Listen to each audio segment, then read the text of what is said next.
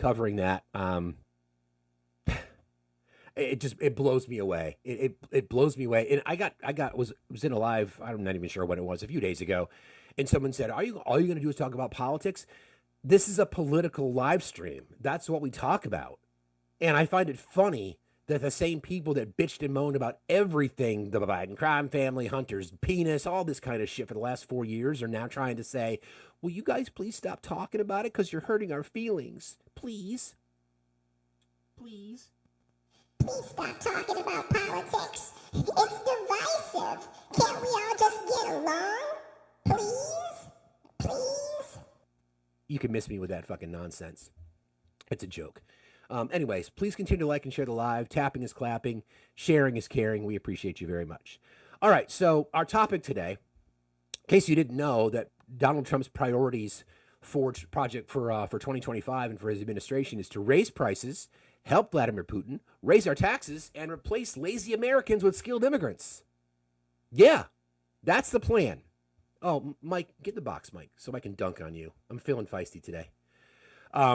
Okay, I want to go, before we get to that, I just want to the most recent updates from Vegas, 15 people lost their lives, dozens injured. We know the situation. There's video out there. I would encourage people to be prepared when you watch it, because there's now some, cell phone footage of people that were there. They saw the car turn onto Bourbon Street. If you've never been to NOLA, you know that Bourbon Street's pretty narrow. It's a pedestrian area, and it's, there was the Sugar Bowl going on. It's New Year's Eve, so this was a planned and coordinated attack. Okay, FBI has identified the suspect again, Texas man, Army veteran, did have ISIS connections. It looks like potentially influence. There is a video that was posted to his Facebook a couple years ago. I think that video has been since taken down. The vehicle was rented through Turo, which is like a rent. You rent a person's private vehicles instead of using like some of the large national rental brands. It appears that boom devices associated with the attack were made at an Airbnb that was rented out for that purpose. According to the Louisiana Attorney General, the attack on the French Quarter happened less than a mile from the Sugar Bowl. That game has been postponed. And then there's the situation outside of the Trump Hotel in Vegas, a Cybertruck. I don't know if you want to call it a coincidence. I don't know. You want to call it a Cybertruck exploding outside of a Trump hotel in Vegas? I don't know. Call it whatever you will, but I think that's an interesting coincidence, to say the least. We'll jump in this morning. Please, the box is open. Love to talk and get people's opinions. Good morning. How are you today? I'm all right.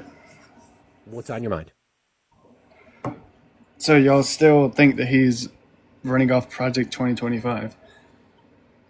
Oh yeah, we know he does. No. We've talked about it. I mean, people that have created that book have said he hasn't. So even the people that created it have said he's not a part of it. So why did he say that in the interview with Time Magazine? And why when did he say go ahead. Just after the election? Just after the election, why did he talk about it in Time Magazine and say, yeah, there's parts of it that I like, there's parts of it I don't like? Why does he have people in his cabinet? Why does he have people in his cabinet that are connected to it? Why does his vice president? That he fired were a part of it. Why did his vice president write the foreword?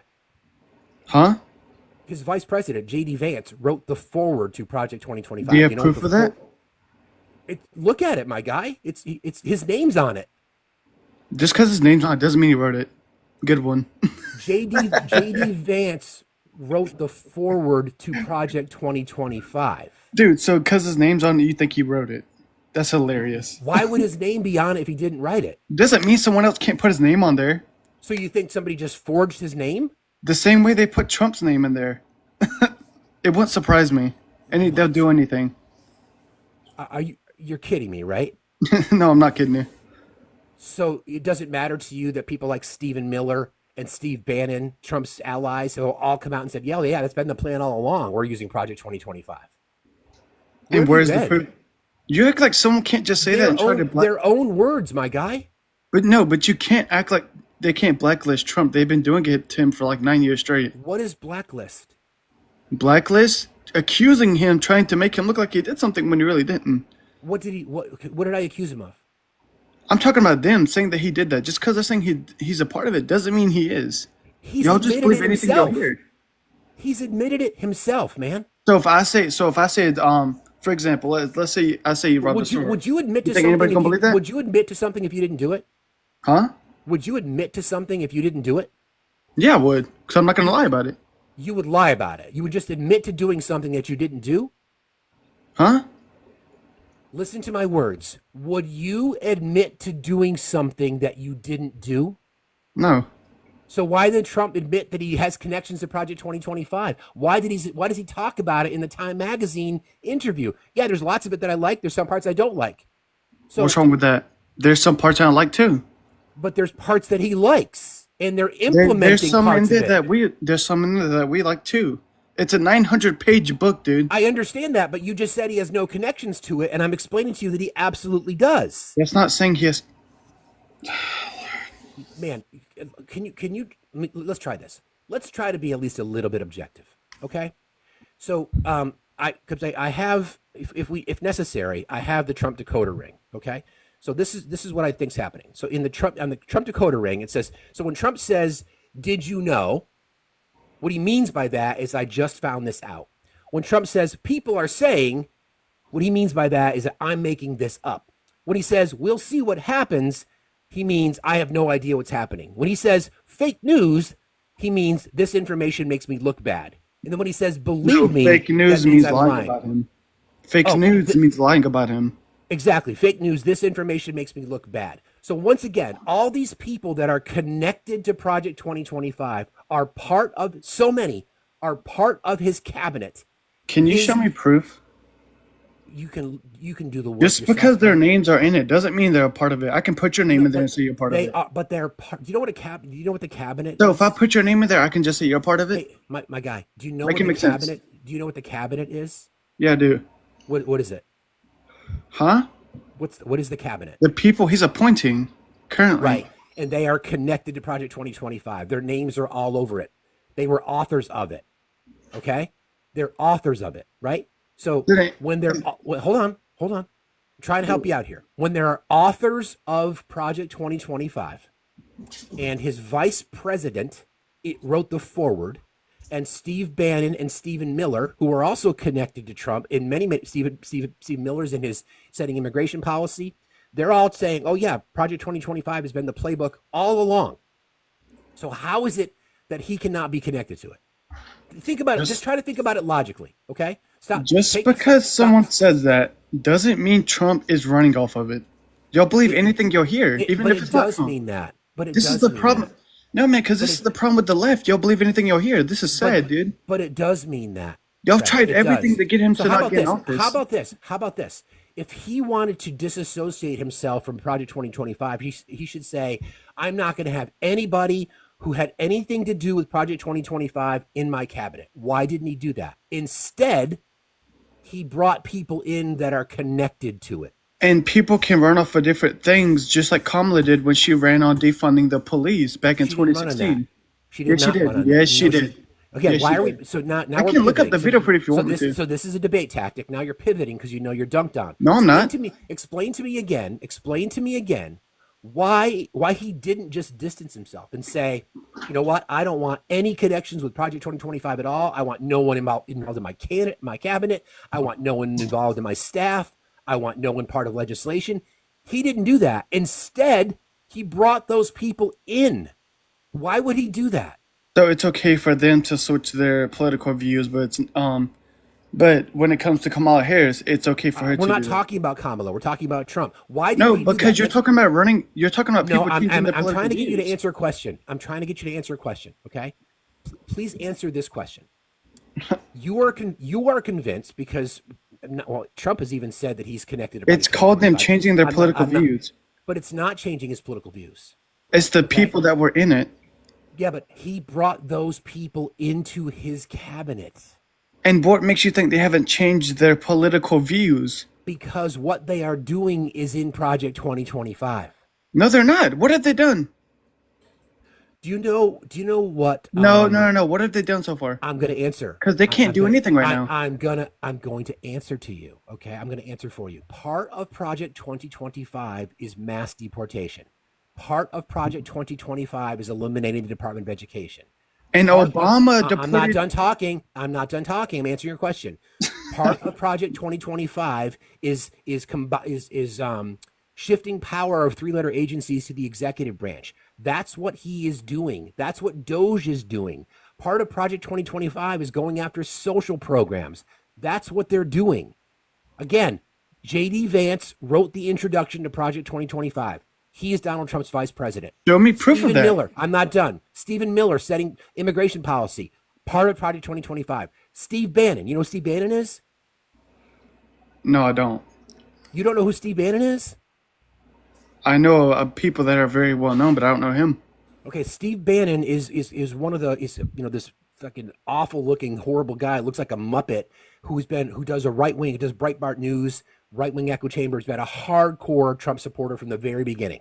All right, he has said, "Oh yeah, Project 2025 has been the plan all along." The author, one of the authors of Project 2025, has said, we had him on a hot mic, has said, "Oh yeah, we know the president has to go out and can't talk about it publicly, but that's the plan all along." Why is it so hard for you to accept it? Why is it so hard? You're talking about mass deportation, but Obama, if you want to talk about that, Obama. We're not going to shift. We're not going to pivot. Again, I'm not letting you pivot, man. If you No, wanna because pivot, Obama did the same thing. No, you're pivoting. But you don't want to talk about what he did, do you? You're pivoting because we're talking about this. Because Obama did the exact same thing. We're pivoting. Okay, he did not do the same thing. Tell me why all these people are in his cabinet. Tell me why. Why is that? You act like people can't change their views, man. No, again, it's not about changing their views. These people were part of Project 2025, and now they're in the cabinet. Why is that? They changed their views, just like I just said. What views did they change? They changed their views on it. So they changed it from what to what? They changed it from that, whatever book that is, and then they went to Trump's. Agenda 47. I mean, I don't know the big deal about it. Agenda 47 is Project 2025 light. Oh my gosh. It is. Dude, this is the same reason why Trump won the election, because of people like y'all. No, the same reason people won the election is because people are stupid like you. You can go home now. Holy shit. Wow. They're fired up. Happy New Year. Man, oh man. Yeah, he won't change his views. You're right, Florida. That's crazy. Great way to start the day. Everybody, please keep tapping and sharing. You know the drill. That's crazy. Great way to start Underdog. The day. Underdog? Everybody, please keep tapping and sharing. You know the drill. That's crazy. Great way to start. You got a request again? Underdog, request again. I can bring it back up, but you had a lot of feedback. Let's think about all the things that he said there, right? So we know again, you guys, I made this for you, a guide to Trump speak. Okay, we'll think about this in the morning, okay? Did you know means I just found this out. People are saying means I'm making this up. We'll see what happens means I have no idea what's happening. Fake news is when information makes him look bad, and believe me means I'm lying. Keep that in mind, okay? Cool. Holy shnikey. You're welcome. I'm happy to do that for you. Kyoto, how are you today? I'm doing good. About yourself? Doing fine, thank you. How old are you? I'm 22. I turn 22 next week. Okay, so what's on your mind? Honestly, I've been thinking about those New Year's attacks yesterday. Have you heard about that at all? Yeah, I was talking about it when the show started today. Oh, I'm so sorry. I missed that. That's okay. No, especially with the symbolism of the Cybertruck in front of the Trump Tower, along with all the other attacks happening in other countries, and like the possible, I think some words are going around right now in New Orleans. They're saying it might be a sleeper cell situation. Yeah, again, let's be careful. I'm not gonna engage in that. We don't know. That's why I'm very careful as to how much we want to cover. What we know is it's been labeled an act of terrorism. What we know from some symbolism and from research into the perpetrator that he did have, looks like was influenced by ISIS. So Hmm. let's be careful. I don't want to go any further than that. Let's Okay, focus on what we know, not what we think. Okay. I understand. So any other thoughts on that? Okay. Yeah. Good try. I know your games. I'm smarter than you.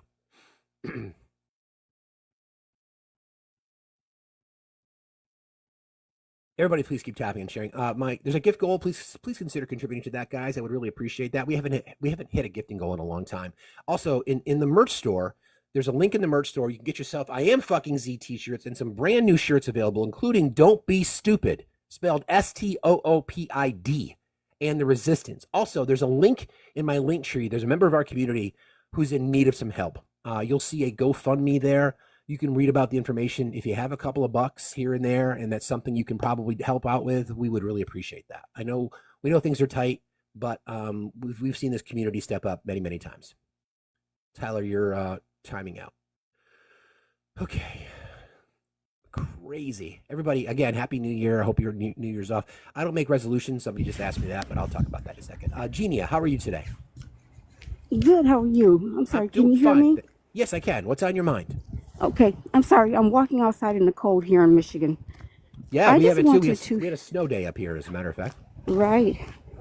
I just wanted to share this. The previous caller talking about Trump not using Project 2025 here in the state of Michigan.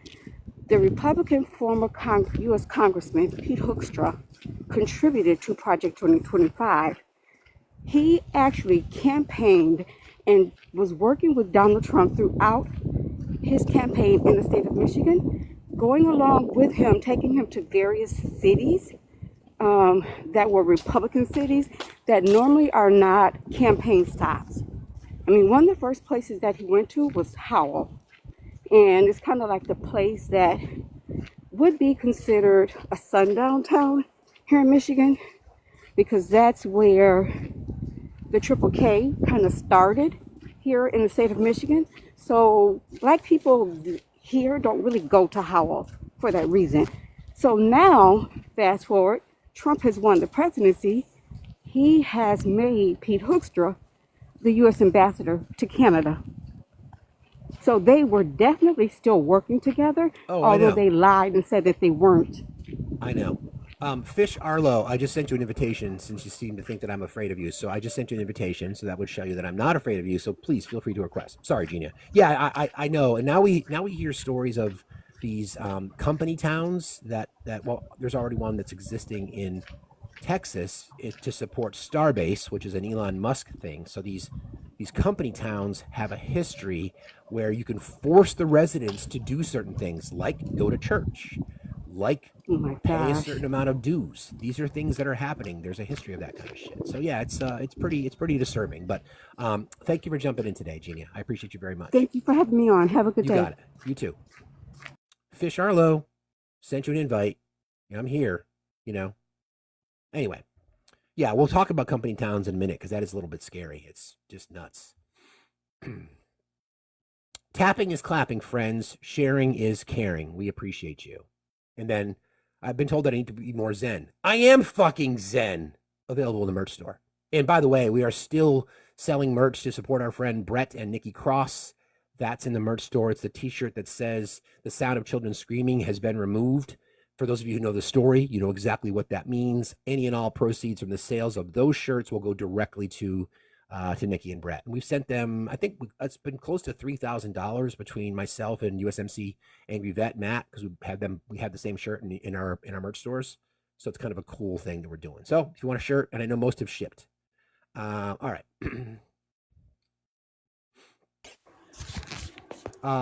Charles, how are you today? Hello, hello. How are you doing? I'm fine. How are you? I'm great, thank you. I was just, I kind of just like tuned in and I saw that it said his priorities are raising prices and helping Putin and stuff like that. So if you're okay with that, I'd like to dispute some of those things. Oh, sure. Okay, so essentially, the raising prices, I assume you're talking about increasing inflation. No. Well, What tariffs. raising prices is? Prices, because prices and inflation are two different things. Yeah, I know, price inflation. So don't forget, he ran on lowering prices. Like, I'm going to lower your price. That's what he ran on. And we Yeah. know that that's impossible because that would be deflation, which is crippling to an economy. So prices will go up because that's what happens in capitalism. And he ran on ending inflation, which is impossible. He's not going to end inflation. So, Okay. and then tariffs are inflationary. So therefore prices will go up. Okay. There's two things that I'd like to argue against there. Controlled deflation is actually very beneficial for No, it's especially actually not. No, it's Yes, it absolutely is. not. Yes, it No, is. it's not. It You is. could provide a source for provide a Providing a source source, for. I'll tell you the mechanism though. So, No, I don't care so about your the, mechanism. the I like you. reason, no, listen, I the don't care reason about your I don't care about your mechanism. I want you to mechanism provide. is I don't it's want. what I every don't care economist about does. your mechanism, Charles. I want you to provide a source Okay. that You says can shout over control. me if you Excuse want. You me. can That shout says over. You can shout over controlled. me. Charles, we don't do this Yes. here. Okay, you made a claim. I am asking you to provide a source that says controlled deflation is good. And then that's part one. And then part two, find me any example in our history over the last 50 or 60 years where we had controlled deflation and it was good. That's your Okay. homework. So no, I'm telling you right now. Okay. So here's a source. A level AO3 economics. Okay. This is what I've studied for a long time at college and things. So Don't care. It's anecdotal. I do not care. So anecdotal. again, I'm telling you, it's AO3 level. No, level AO3 A level economics. I Okay. don't care. That's It's the not. source. Okay, That's the again, source. my guy, is I'm he going quoting to it. is he going to end inflation? I think he's a lot more likely to do it than anyone else has in a long How? time. How would he end inflation? Okay, let me explain. He will end inflation by reducing government costs, which is what he's doing by having the Department of Government Efficiency, which is Okay, true. so that's we'll take it one at a time. So he's going to eliminate. He's going to eliminate No, costs. Oh, no, okay, you can't eliminate costs. He's going to reduce. Charles, we're going to take telling this you. one at a time. Okay, one at a time. By the way, how old are you? I'm 18. Okay, so this is something you study. So you're 18 years old, and you think you think you have examples of these economic ideas that are anyway. Listen, I just told you. I'm gonna destroy you in this debate. So I'm gonna warn you now. You can either leave now or be embarrassed. It's your choice. No, tell me. Okay, so what are tariffs inflationary? They can be, yes, or most cases, yes. Oh, okay. So Not Donald Trump. inflationary. Not inflationary. Yes, They're they are not. inflationary. I'll They tell have you why they are. they give priceflation, not inflation. Inflation is the devaluation of a currency, not the increase in prices. Cause and effect. Cause and effect. There's an inflation rate, correct? Yes, there's an inflation rate. What is the inflation rate? What does it mean? It means that the value of a currency is going down. No, it means Yes. Google it. Google it right now. okay, Charles, listen, my Google guy. it. Fucking Again, Google it. We just listen. What do you mean? Listen. Donald Trump ran on ending inflation and lowering prices. That is Okay, so you're not. changing- you're I'm not changing done, it. Charles. I'm not done talking. Listen. Okay.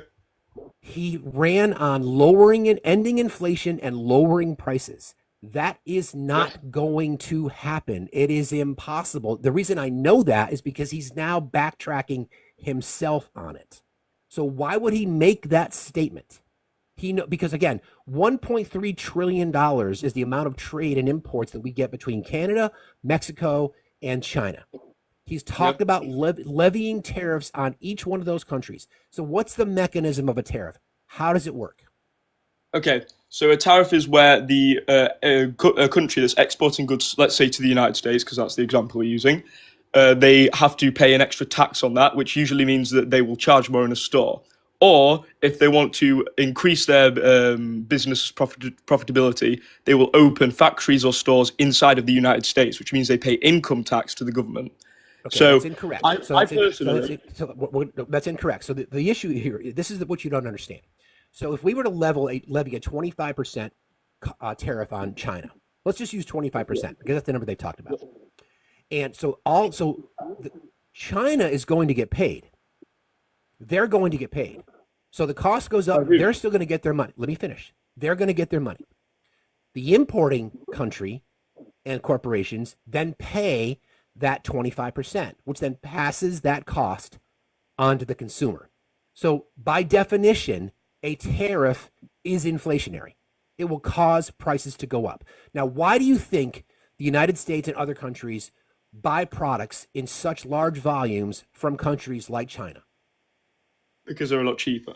to be produced there because they're low. They have no like minimum wage and stuff like that. Exactly. Yeah. Exactly. So we cannot replicate that same manufacturing in the United States, and we never will. We're never going back. We're never going back. We're not a manufacturing society anymore. Yeah. So Yeah. again, a tariff levied on China, Mexico, and Canada. Importers pay the charge. They pass that charge on to the consumers. That's inflationary. That causes prices to go up. Yeah, I agree. As I said, I'm not a big fan of the tariffs, So but Donald Trump's priorities are to it's raise not. prices. But what you're no, that's not true. What I'm saying, It what is I true. was saying.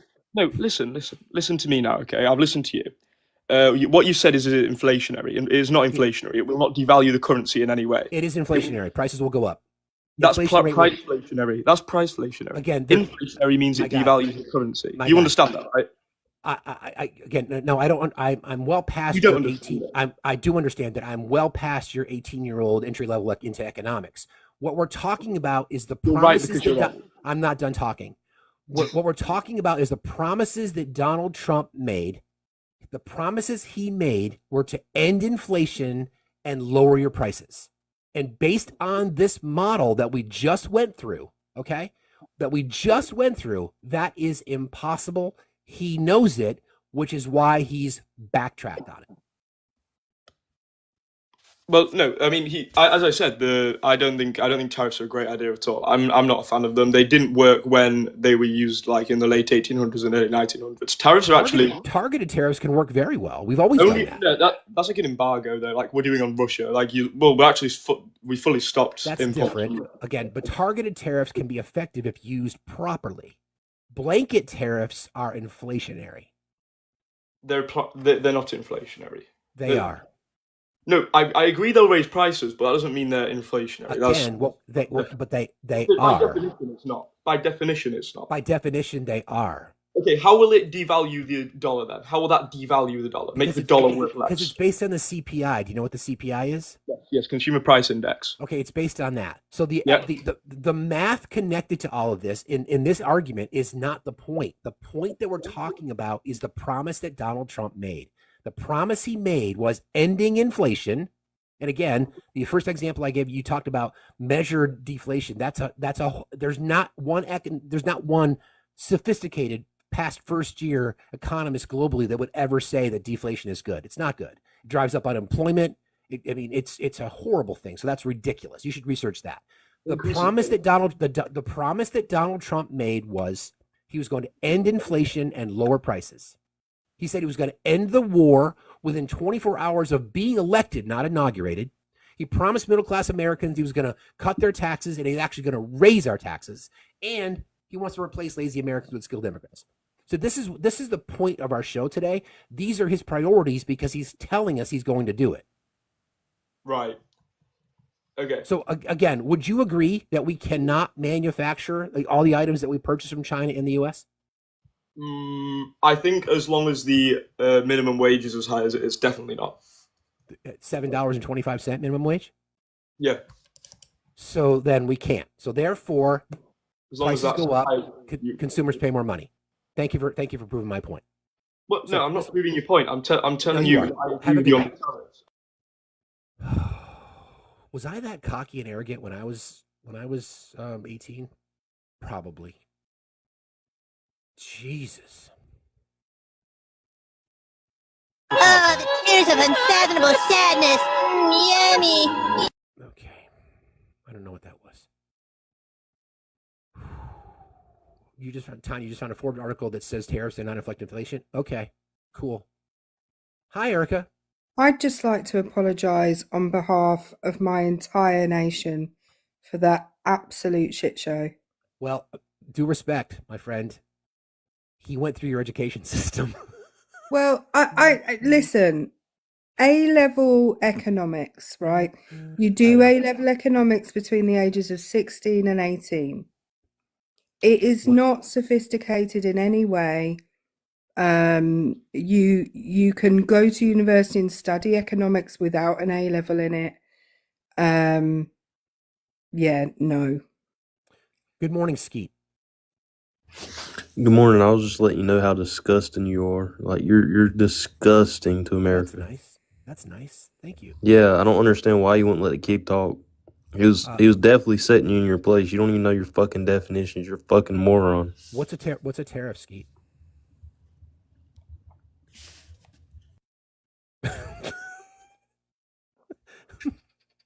You don't know your definitions, Tanya, I did not. Tanya, just want to be very clear. I said that tariffs are inflationary. That was the claim that I've made from the very beginning because they are inflationary. So we can debate that if you'd like, but that's the claim that I made. Okay. And as Facts said, inflation is measured in most economies by some kind of consumer prices index, and therefore raising prices we consider to be inflation. Correct. Strong hand, how are you today? I'm doing good. I just want to talk to Skeet because Skeet sounds like Tomater. Yeah, Tomater. He's all like, I don't like me a cow mate and dirty bear. Yeah, you don't know shit, but neither do I. Like, it's like, take your happy ass back to Radiator Springs, man. Exactly. That's all I wanted to say. It was Thank you, hilarious. I appreciate you, brother. Have a good day. See you later. Troy Keller, you want to jump in the box, Troy? So you guys are all fired up. Maybe things didn't go as well for them on, for their resolutions they've already lost. Maybe they didn't get a kiss at midnight on New Year's Eve. Maybe they promised to give up eating Funyuns and they couldn't make it through noon on New Year's Day. I don't know. Who the fuck knows? Maybe. Everyone, please keep tapping and sharing. We appreciate you. Thank you so very much. Those look good on me. Appreciate that. All right. Cow Tifa. How you doing, brother? Troy, good to see you. Please request. I don't know why you haven't. Eric Bryant Sr., are you there? I guess not. Yeah, are you there? Hi, Eric. How are you today? Well, good Thursday morning to you, Central Georgia. Eric, are you there? Eric Bryant Sr., are you there? Eric Bryant? All Central Georgia, temperatures in the mid-50s. I guess not. I appreciate it when people put their whole government name in their TikTok profile name. Me too. That makes so much sense. Yeah. It really does. Yeah. Troy, I can't. I own two businesses, Troy. So I'm older. I'm working towards retirement. I've done my time, my guy. I mean, I know the career ladder past the assistant manager is complicated for you, but I've reached the pinnacle. But thank you for asking. Appreciate you. Judy, you timed out. So I'm going to play this real quick because I think it's necessary because, again, we're talking about Project 2025, and our first guest was just unwilling to accept it. So let's just listen to what Donald Trump had to say about Project 2025. Let's just do that. Great group, and they're going to lay the groundwork and detail plans for exactly what our movement will do and what your movement will do when the American people give us a colossal mandate to save America, and that's coming. Heritage Foundation president, somebody else doing an unbelievable job. He's bringing it back to levels it's never seen. Dr. Kevin Roberts, like some on the right, severe right, came up with this Project 25, and I don't even know. I mean, some of them I know who they are, but they're very, very conservative. He's involved in Project, and then they read some of the things, and they are extreme. I mean, they're seriously extreme. But I don't know anything about it. I don't want to know anything about it. They wrote a document that many of the points are fine. Many of the points are absolutely ridiculous. I have nothing to do with the document. I've never seen the document. I've seen certain things that are said in it. Let's go back to the beginning. What do you say?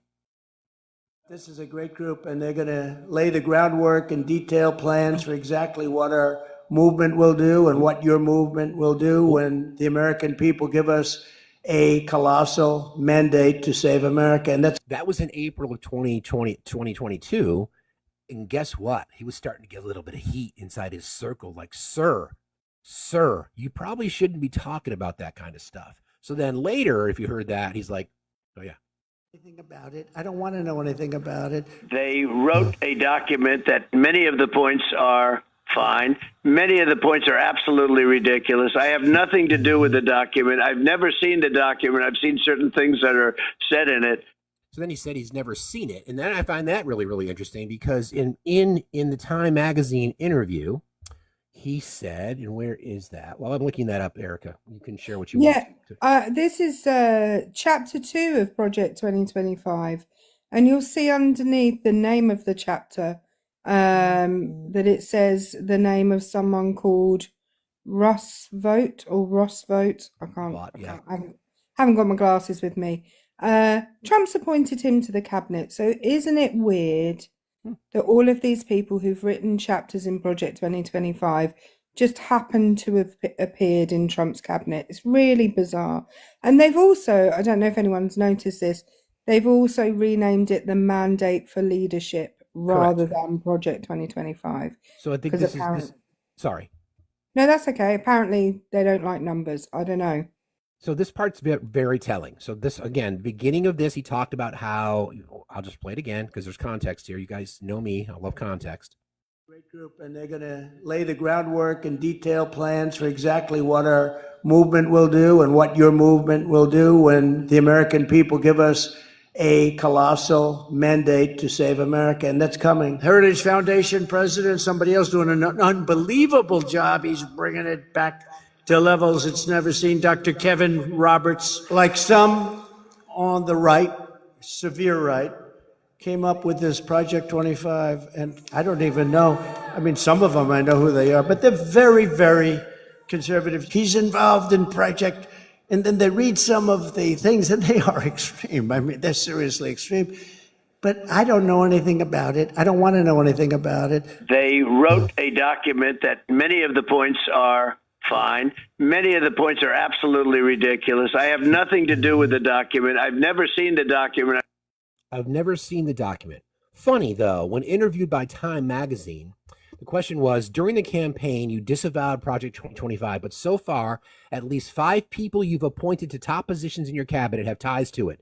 Doesn't that undermine that you told the American people on the campaign trail? Remember, he hasn't read it, knows nothing about it in that quote. No, look, I don't. I don't disagree with everything in Project 2025, but I disagree with some things. I specifically didn't want to read it because I wasn't sure it wasn't under my auspices, and I wanted to be able to say that. You know, that the only way I can say I have nothing to do with it is if you don't read it. Yeah. Well, that's a stable genius. I'd like to congratulate him on his use of the word auspices. However, I take issue with the phrase "the severe right." I don't know what that is. But also, because he just said it's extreme. He's not wrong. It is extreme. But if it's extreme and you don't like it because it's so far right, why have you appointed so many people who are connected with it? So again, somebody can square that. So he was either lying at the beginning or lying at the end, but either way, he is deeply connected to Project 2025. Deeply, deeply connected. It's the mandate for leadership, apparently. That's right. Mad Irishman, how are you today? Hey, I'm all right. I didn't realize I connected. Okay. Did you not want to be here? I guess I don't really have too much to really talk about. I mean, I agree with everything you're saying. You know, I'm definitely not a Trump supporter. I can tell. You can put 2 words together in a coherent sentence. Yeah, I mean, I don't agree with what I've heard. I haven't read Project 2025. I have seen a lot of people pointing it out and actually showing what they're talking about on their screens, and I don't agree with any of that stuff. Yeah, I appreciate you jumping in today, Irish. Thanks very much, and thanks for being here. You have a good day. All right, thank you. I don't think people should worry about reading it. I mean, Donald Trump hasn't. He's never read anything that's 900 pages long. So no. He hasn't read 900 pages, period. Probably. Good morning, Coach. How are you today? Coach Rivera, are you there? Yes, I am. Hold on for a second. Let me mute my television. Please. Yeah, I'm so glad that this is getting a whole lot more attention, because a lot of people don't realize what they voted for. And what they voted for was this agenda being pushed by the Heritage Foundation, right? And other oligarchs, right? And with this whole idea of the white nationalist movement, right, or agenda, or whatever you want to call it, the white Christian nationalism, right? And when you start piecing everything together, and you're absolutely right, is that as I read it and I started looking at different things, then when you start seeing everybody that he's bringing in, right, on his team, everybody had a part in it, wrote it. They're all on the same page. It's bone chilling, is what it is, right? And a lot of people don't realize what they voted for, and then you hear the other guys going, "Oh, it's a lie. It's this. He didn't know about it. No. If he's talking, he's lying, and he knew about it. Thank you. They were all aligned. But anyway, so I appreciate you, my brother. All right. Appreciate you, Coach. Thanks for saying that, and Happy New Year to you and yours. Absolutely. Okay. You take care. All right. Thank you. You too. Appreciate you. All right. There was a guy in a live the other day that said Donald Trump has diabetes. And that's so true. He has diabetes. Can that be treated with like antibiotics? Well, I think it's a bit too late for that. Things have started falling off. Yeah. Okay. So just real quick, I would like to, because I think again, context matters. I think we should listen to some of the things that Donald Trump has said specifically about what he wants to do with prices. To get the prices down, we have to get them down. It's too much. Groceries, cars, everything. We're going to get the prices down. But prices will come down. You just watch. They'll come down, and they'll come down fast. Not only with insurance, with everything. Oh, tomorrow I will end inflation. We will cut your taxes, end inflation, slash your prices. I will end inflation. Slash your prices. To rapidly reduce inflation, I will end. Yeah. So there's that. And then I'd like you to listen to what he said in the Meet the Press interview. President-elect Trump taking a victory lap on Wall Street, ringing the opening bell at the New York Stock Exchange after being named Time Magazine's Person of the Year. But just days after sharing this assessment about the election with NBC's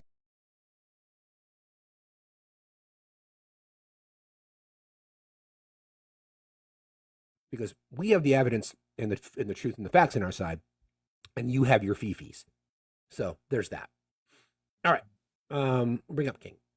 Everybody, please keep tapping and sharing, and please gift Erica while she's here and joining us. And I think Political Mom will be joining us at some point this morning. Yeah, Hi, King. I was going to say, just tell me to sod off when you're fed up with me. I'm never fed up with you. Hi, King. How are you today? Hey, I'm great. First of all, I want to tell you I appreciate the show. Thanks. Secondly, I just want to know why nobody's talking about the 14th Amendment, paragraph 3, and why everybody is conceding to defeat when we all know for a fact that Donald Trump cheated. We don't know that. I want to be careful about spreading conspiracies. We don't know that. What we do know is 14th Amendment Article 3, Section 3 would be the disqualification clause, which is what the court or Supreme Court in Colorado ruled that, yes, based on the fact that he did lead insurrection, which again, the Supreme Court of the United States affirmed that. They did not say that he didn't. It's a statement of fact that he is an insurrectionist. That is a statement of fact because the Supreme Court affirmed it. What they said was Congress has to legislate removing a federal candidate from a ballot and not a state. Okay. So that's what that's what that entire decision was about. So the question then becomes, will Congress create legislation that disqualifies somebody if they've committed an insurrection? And again, for somebody who's spamming in the chat, a conviction is not required. The Supreme Court said that. The Supreme Court, again, as a statement of fact, he did in fact engage in insurrection. The only question was whether or not a state could remove him from the ballot. Supreme Court said no. Only Congress can pass a law that says that. Wow. So that's where we're at. Damn. Okay, well, that's all I have for you this morning, man. Continue the good work. Appreciate you, sir. Godspeed. Appreciate you very much. Have a good day. Happy New Year. Yep. I also wanted to talk. Well, we've got a lot of people in the box, so we'll probably get into that as we go through the day. Everybody, please keep tapping and sharing. There's a gifting goal. Please join our team if you haven't. My payouts are in the bio. If you'd like to contribute, I'll read whatever messages anybody sends. Hi, April. How are you today? Hi, how are you? I'm fine. How are you? I'm great. I just wanted to talk about Project 2025. I'm 47. I'm a Democrat, and I'm from Pennsylvania. And I was watching C-SPAN not that long ago, where Jasmine Crockett had someone from the Heritage Foundation Do who you think you was. could move away from your TV or turn it down? Oh, I'm so sorry. Hold on one second. That's okay. Thank you. I apologize. No problem. Thanks.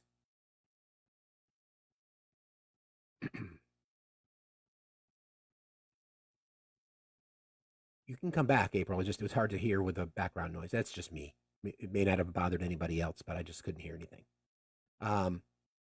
You can unmute. Okay, there. Is that better? Thank you. Much better. Thank you so much for doing that. Sorry about that. No problem. So, I heard Jasmine Crockett, and she was speaking with a woman who, was part of the Heritage Foundation, or was like a co-writer of it, and she had asked her, is Donald Trump's name in Project 2025 more than once? And she said, I believe so. And she said, more than 5. And she said, I believe so.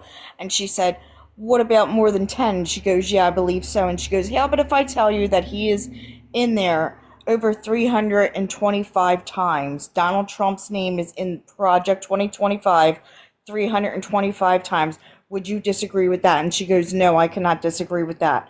So I would love to know why people are saying that he has nothing to do with it when his name is all over it and inside of it. Yeah, I hear anywhere numbers from 310 to 320. So I think everybody would agree that it's well over 300 times. And that's not even really the point. We know that he's connected to it. Erica brought up the fact that Russ Vought is now a member who's the primary author of the entire document, along with people like Steve Miller and others are now part of his cabinet. We've seen Trump pivot, initially saying, oh yeah, I think it's great. And then because he got called out on it because of how horrible it is, he changed his tune and then changed it back again in that Time Magazine interview. So again, we know that Trump supporters have no ability to connect the dots. If you go from A to B, they go from A to Switzerland, and then eventually they work their way around B, but they never go to B. Well, yeah, you don't have to tell me how unintelligent they are. Yeah, they can't find much, right, ladies? They can't find very much. No, they can't, and they're heartless, and they don't care about humanity at all. No, they don't. Because the whole thing is the most inhumane thing I've ever read.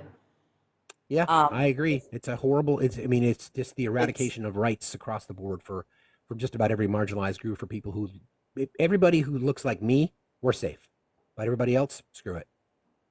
I'm not safe, and You're not safe. my daughter's not safe. You're right. Exactly. At all. You're right. So thank you for jumping in, April. I appreciate you very much. Thanks for having me. You got it. Have a good day. Yeah, I think it's important to remember as well.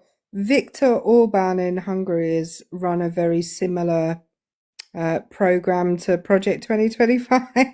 Good point. And some of the things that are now the case in Hungary is unless you work 80 hours a week, at least you don't get paid overtime.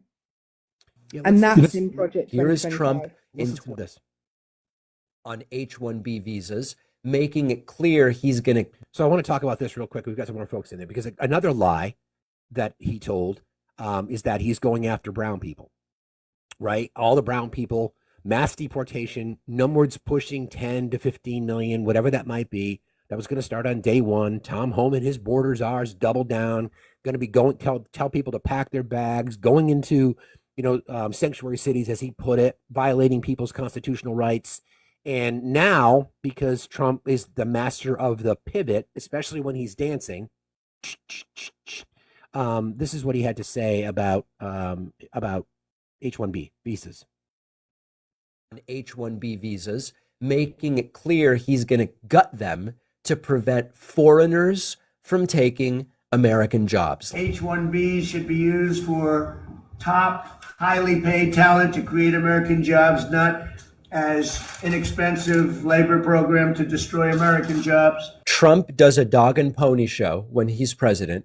He brings people in and says, these poor workers sitting around this table, these poor workers have been told, you will be training your foreign replacement. We're going to stop that. We're going to stop H-1B. We're going to stop the whole thing. And then now Trump says, no, H-1B is great.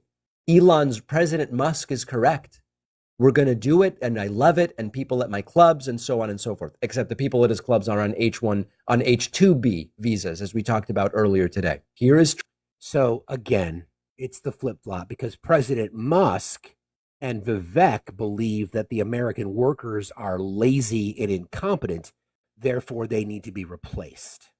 So mass deportation is probably for MAGA voters. So you guys might want to think about packing your bags because the immigrants are coming for you, Vivek and others. Well, and I think what's really important to remember here is, why are people okay with migrants that work on farms and building houses, which are things that everybody needs?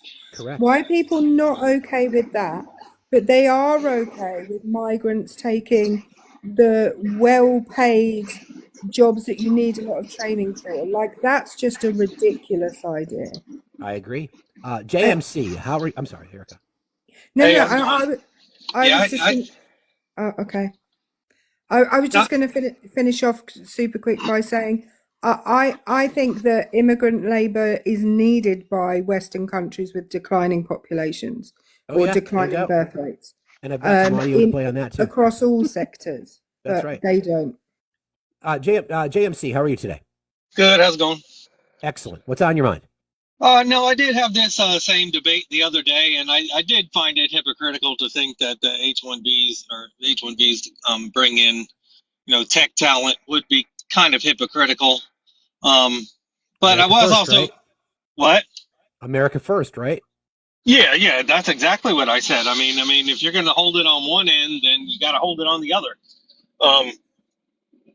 The only thing, and I do stick to that if things stay as status quo. I mean, you're not going to like my opinion, but I mean, I think lower tier, jobs, field hands, and stuff like that. I believe we should put, inmates back to work.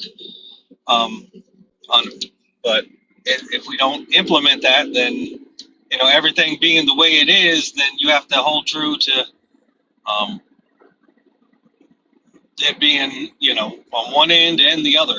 So that's my opinion. So I'm just so you believe in, like, who did you vote for? Trump. You voted for Trump. Okay, so I'm trying to square this now because it seems, and maybe I'm misinterpreting this, but it seems like you're pivoting like he did. Because do you support mass deportation? I don't know. I mean, I probably just people that are committing crimes. You voted for that, though. You voted for that. Yeah, but see, at the same time, like you think everything is hyperbolic. No, I'm just going by what he said. It's not hyperbolic. It's just what he said. The point is that smart people, smart MAGA voters know how to read between the lines. Like, you can take everything he says and attack it. I'm sure there's stupid MAGA voters out there, they're going to say, oh, he's going to lower prices. Thank God. He ain't going to lower no prices. But he said that. Neither was. But he said that. But you have to pander to the stupid people, just like Kamala did. Kamala wasn't going to be able to go after price gouging. JM, hold on. Slow down, bro. Okay? First of all, it's Kamala or Vice President Harris. Okay? But again, what you just admitted to is that he pandered to ignorance, and that ignorance got him elected. Yeah, so same with her. She pandered to ignorance as well. No, I'm not ignorant. It doesn't matter. You have educated Kamala voters and you have educated Trump voters. It's Kamala. So again, the issue here is that he ran on a promise of lowering your prices and ending inflation. Did you believe that? No. Then why did you vote for him? For other reasons. What other reasons are they? Well, I don't need to get into that. I mean, the point of it I'd is, like to know. I'd like to know because if you didn't vote for that, did you vote for mass deportation? No. Did you vote for ending the wars? Yes. Okay, well that's not going to happen because he promised he was going to do that in 24 hours. Russia just laughed at his peace proposal. Yeah, but Joe Biden escalated it. No, he didn't. We're not talking about Joe Biden. We're talking about Trump. We're talking about what you voted for.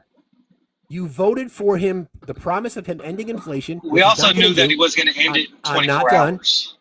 Well, he said it, my guy. It doesn't matter what he says. So what did you vote for? It matters that he's going to end the wars. I know it's not going to happen in 24 hours. Hang on one second, Erica. Hold on one second, real quick. Then I'll give it to you. So, but JM, if you voted for him ending the wars, he has threatened Iran since he won the election. And now he's got this, he promised to end the war in Ukraine within 24 hours of being elected, not even in office. And the idea of this peace proposal Russia laughed at, which, by the way, was very pro-Russia. So what's the quickest way for the war in Ukraine to end, JMC? I mean, the quickest way would be Russia to go home. But Why hasn't Trump said that? Why hasn't he said that? Why hasn't he said Because Russia that ain't going to leave? happen. Why not? Because if you're not living in Democrat fairy world, then it's not going to happen. Why would Putin? Why not? If Putin goes home, he unalives. He is done. He's already home. He lives in Moscow. If Putin withdraws. Do you know the overwhelming sentiment of the Russian people is for the war to end? Hey, well, the overwhelming sentiment of the Ukrainian people is to join Russia. No, it's No, not. that's false. That's false. It's from the parts that have already been taken. That's not true either. So again, I want to get Eric in here. He's also threatened Panama. So? Again, you're talking about the guy, so you don't know what you voted for. I do know. I don't care. What do you mean? What's the problem with threatening Panama or Canada or Mexico? What's the problem with threatening our allies? I think the problem is that you said that he was going to end wars. They're not our allies. They're just our neighbors. No, they are your allies. And Canada's our ally. He appears to be trying to start additional wars is the problem. But Pete, have you ever heard of peace through strength? Hold on, JM. Hold on, she's talking. Hold on a JMC, second. I just want Pump to the brakes. ask you a question. Because you said right at the beginning of this that you want incarcerated people to go back to. By the way, I don't know what you're doing in the background, but it's really noisy. You said that you wanted incarcerated people to go out and do work. Firstly, they still do in a number of states. They're already working. But secondly, how can the current total incarcerated population in the US is 1.8 million people. If Donald Trump does what he said he was going to do and deports, 10 million people, how are 1.8 million people going to do the jobs of 10 million people? Because not all those 10 million are working. A lot of them are sitting on government benefits. So only 1.8 million of them are working, you think? Yes. What government benefits do you think undocumented immigrants get? They get welfare. No, they don't. Okay, yes, they do. I've already proven this. I'm not going to go into that argument. No, they don't. They don't. All right, fine. They don't. They don't. Okay. So then, again, they pay in billions of dollars to our system that they don't get benefits from. Like they pay into Social Security, they don't get benefits of Social Security. They can get Medicaid from a state, but they pay state taxes into that state. So, I guess again, I don't know, and I don't think you know what you voted for. I do know what I voted for. You the haven't problem told is us. You don't know what Kamala was going to do. Yeah, I do actually. I do. She's going to How lower could you my possibly taxes say that? because of what she said. So if you're going to go by what Donald Trump said, why can't I go by what Kamala said? Well, Kamala said nothing about lowering taxes. That's not true at all. Did you read her tax plan? Yes. What did she say about lowering taxes for the middle class? 400. Anybody making below $400,000 will get a tax cut. No, Anybody she said taxes wouldn't go up. That's not true. That is not true. Pull the It's not facts true. then. You're just lying. I'll show you the. How about if I just show you? Wouldn't that be easier? Okay. Yeah. I'll just show you. Okay. Let's just do this. This is not going to end well for you. Okay. Let's see here. Give me a second. I have the graph. All right. This right here. Hold on.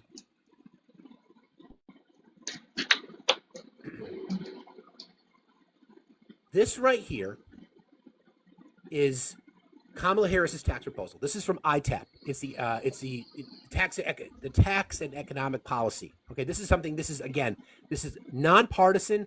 All they do is they look at the proposals of those people who are initiating tax proposals.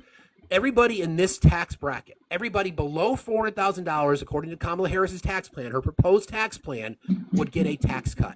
Everybody in those income brackets, and everybody above that line would get a tax increase. Conversely, when we look at Donald Trump's,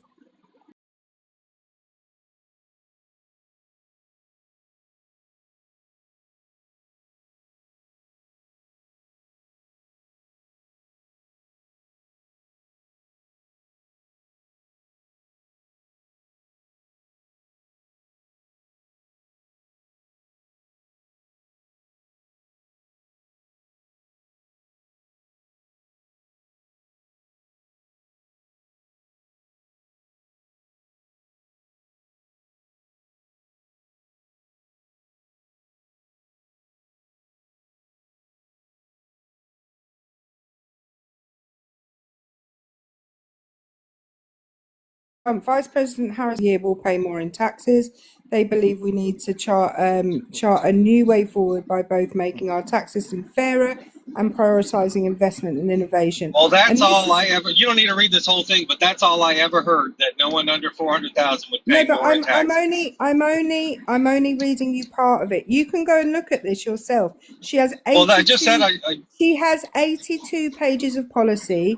Donald Trump had 17 total. so again, JMC, I guess the point here, friend, is that this is the tax cut. This just like the last time, and we know that TCJA benefit 80. I think it's 86 or 87% of all the tax cuts in that last tax bill, the current tax plan that we're still under, benefited the wealthiest. And here it is again. In fact, he wants to chop the corporate tax rates down even further. And then Kamala Harris wanted to introduce tax legislation that would have benefited everybody else. The rich pay more and we pay less. Why would you not hold on? Why would you not support that? Well, because you raise taxes, prices go up. Since when? What do you mean since when? If the companies pay, isn't it your same story with the tariffs? If the prices go up, the taxes go up? I mean, the costs go up? No, friend, this is what okay, so let's think of it this way then. Let's use your argument, all right? So if your argument is if we raise taxes on the rich, the prices will go up. So then wouldn't it make sense then if we lower taxes for the rich, the prices would come down? No. Then what the fuck are you talking about? Because prices don't come down. You're right. But you know what's happened every single time we get tax break? Wait a minute. Let me back up for a second. Do you believe in the theory of trickle-down economics? Yeah, pretty much. Okay, so that's the issue. So I'm going to try to help you out here, okay? Trickle-down economics, all right? We can go back. Let's use Reagan because that's kind of where it started in our modern politics, all right? Every single Republican administration has done the same thing. They've said to the American voter, trickle-down economics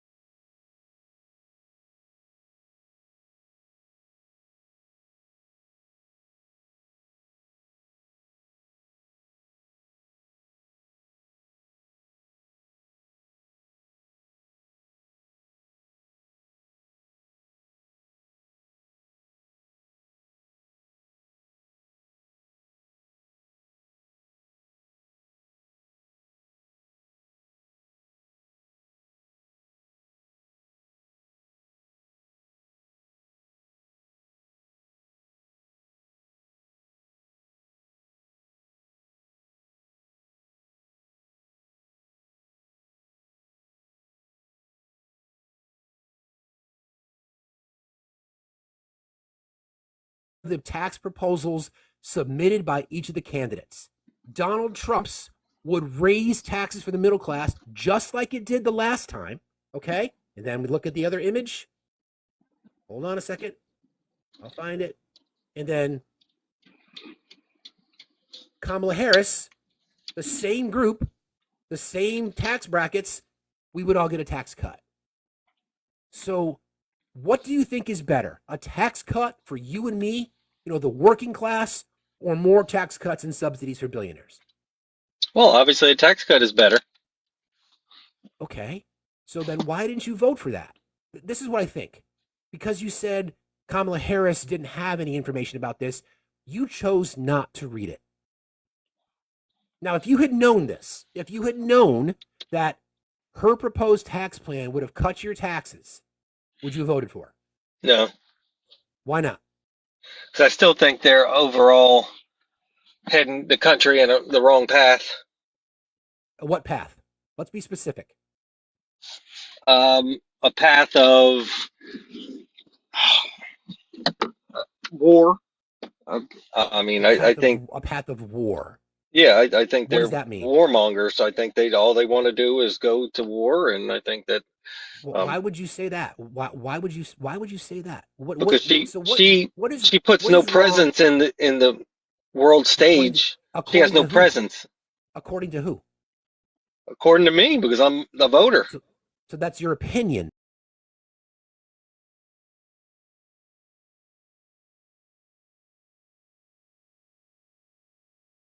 Trump is a laughingstock.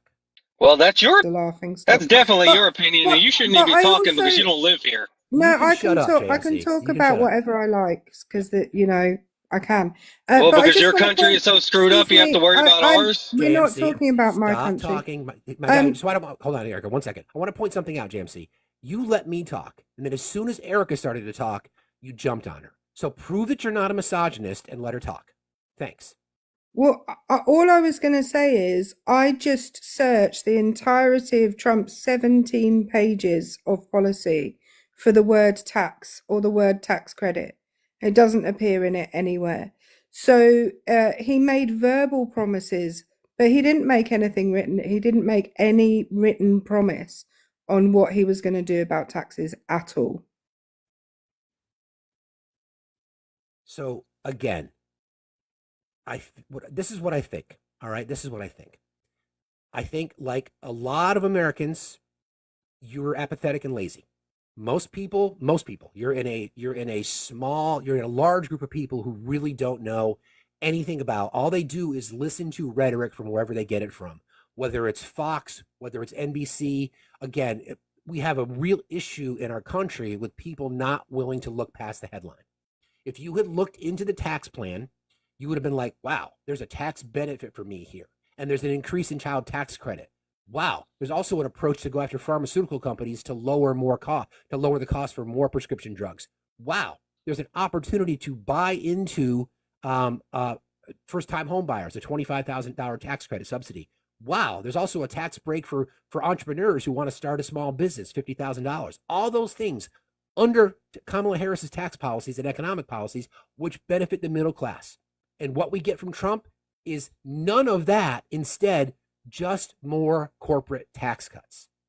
Donald Trump has been mocked around the world because of his weak leadership. Mocked. He now threatens Panama. He's even threatened using the U.S. military on American citizens, starting a trade war again that he lost the first time with China, Mexico, and Canada. He's mocked at the UN. He's been mocked at the G7. He's a laughingstock. So again, not opinion. This is not opinion. I think he's a joke. Sure, that's my opinion. But this is what the rest of the world is saying too. So why did you vote for the guy? Well, I mean, I have my reasons. You have yours. I don't believe it's a lack of stock. I believe is all these other weak world leaders just don't like him because he's strong and wants to put, strong policies into place. Do you think Emmanuel Macron's a weak leader? Yes. Do you think Zelensky's a weak leader? Yeah, absolutely. Do you think Vladimir Putin's a strong leader? No, he's an evil leader. but he's strong. Yeah, he is strong. See what I mean? You see what I mean? You see what you just did there? Anybody who's on the side of democracy, anybody who is part of the alliance or freedom, again, do you think Justin Trudeau is a weak leader? Oh, absolutely. Do you think the president of Mexico is a weak leader? I don't know that much about her. Well, again, she called Trump's bluff. She said, "Go ahead. You want to do that to us? We'll just tear your ass right back." So, do you think Viktor Orban is a strong leader? Same. I don't know that much about him. So he's basically what Trump wants to be, an autocratic dictator who basically takes away his country's human rights. And Donald Trump has prioritized his belief set, as in invited him to Mar-a-Lago. Thinks he's great. Yeah. Steve, do you have the thing that Denmark said about Trump wanting to buy Greenland? Because I think this is the thing. The rest of the world is slightly more nuanced and slightly more subtle in the way that they criticize Trump than Trump is in the way that he criticizes the rest of the world. The rest of the world does it with grace and with humor. Donald Trump's like a bull in a china shop, like literally. And that's why everyone laughs, because he has none of the characteristics of a diplomatic leader, not one. I'm trying to find it. I do. You guys can keep talking. Everybody, please keep liking and sharing. I would appreciate y'all. I have it here someplace. Shall I do a little announcement while you're doing if you that? would, please do that. Ladies and gentlemen, you are flying on the 8 a.m. flight from here to eternity. Please do strap yourselves in for the ride of your lives. Your pilot today is FactsStillMatter. It's not his first flight, but he still hasn't quite got the hang of it, so it may be a bit bumpy. Please make sure to clean up after yourself after you have used the bathrooms. We don't want it left like last time. If you would continue to tap the screen to keep this plane in the air, don't forget you can get your frequent flyer miles by becoming a subscriber. That will allow you a discount in the Fact Still Matters store, everything in which has been designed by moi. If you do want anything in the store, by the way, do just pop a little note in the merch suggestions in the Discord. Don't forget, you can check in with Facts Team once every day using the small heart at the top of the screen. We hope you have a pleasant and enjoyable flight. And once again, welcome to Facts Still Matter Airlines.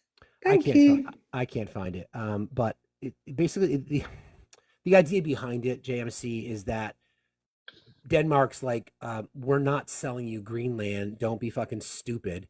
So that's kind of the point. And the Mexican president saying, this is ridiculous. Of course, we're not going to bend the knee. I mean, I guess I don't know. You seem to have this fantasy that Donald Trump is this strong man, well respected. I mean, he saluted a North Korean general, JMC. An American president saluting a North Korean general, calling a love affair with Kim Jong-un, saying he believes Vladimir Putin over U.S. intelligence, calling Vladimir Putin really, really smart. Well, can I? Why wouldn't you think that Putin was smart?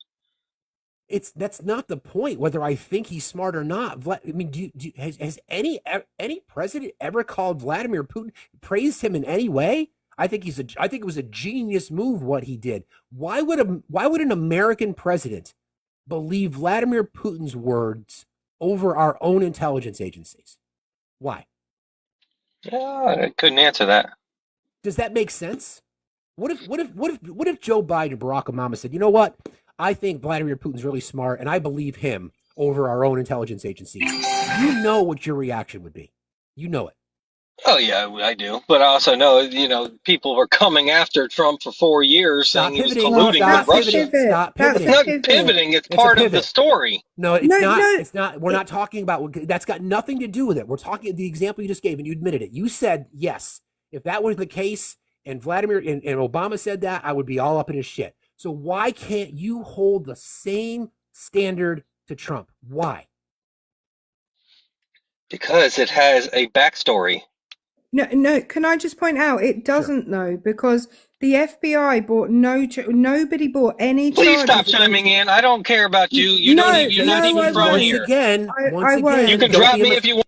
don't be a I won't misogynist. stop chiming. I won't stop chiming in. I'll chime in as much as I like, and you, unfortunately for you, will have to listen to it. So if you don't like it, you can be a soft boy and drop from the panel. Nobody's going to care. We're not going to miss you. In fact, Do you pay attention to your politics as much as ours? Yeah, absolutely. In 5 minutes' time, we will not remember your name. I guarantee you, though, you're going to be angry at me for the rest of the day. Guarantee you that ain't true. No, you're going to be sitting there with your raised heart rate, No, just I don't. in your head, swearing at me constantly for the rest of the day. Сложности.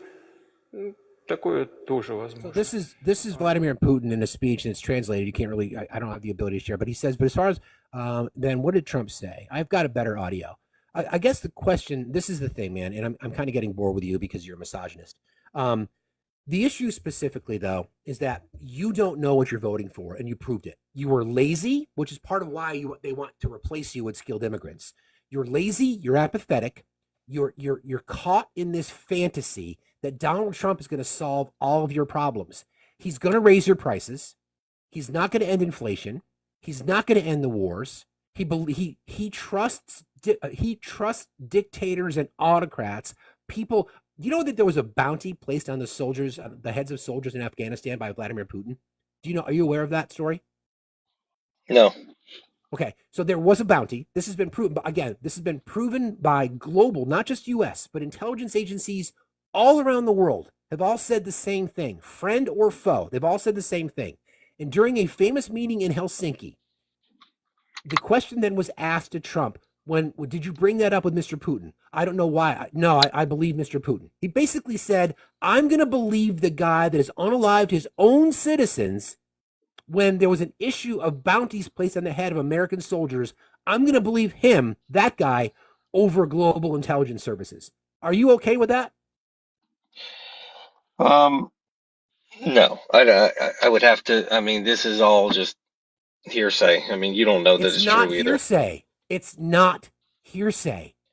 So Stop you know this pivoting. is a fact. You know this is a fact. Yes. This is a fact. Yeah, because This you is believe an everything they absolute- tell you, man. No, my guy, it's not about, okay, so I've got this other nice little thing. This is again, I've got the decoder ring out. Okay, I've got the decoder The ring. same thing with decoder- Erica. She's just mad that we left and she got stuck there. The decoder ring says when Donald Trump says it's fake news, what he really means is this information makes me look bad. It's not about it's not opinion. This has been researched. This is the issue, JMC, is that you've not bothered to look past it, and you're stuck in this place. Donald Trump is a piece of shit human being who lies to you all the time. They all lie to you. Okay, sure, we can say that politicians lie. But he lies so much every time he opens his mouth. He told you he's going to lower your prices. As soon as he gets your vote, he's like, yeah, I can't do that. It's really, really hard. He told you he was going to end inflation. That's impossible. He's not going to end inflation. He told you he wants to deport tens of millions of people because of the brown skin, rapists and murderers, the whole 9 yards. But yet he wants to, he doubles down when Vivek says American workers are lazy. And then Trump comes out and says, yeah, we need a, what? We're on the same page on a lot of things, man. We're on the same page on, he's not going to lower prices. I know that. He's not going to, he's not going to deport 20 million people. I know that. But you voted for that, man. No, You I voted didn't. for a I just man who voted for lied Trump. to- I knew all those You things were voted just. for a man who lied to you constantly. Well done. They all lie to you You're very constantly. The right. the difference is that you think that he lies more than the rest. He does. No, he lies doesn't.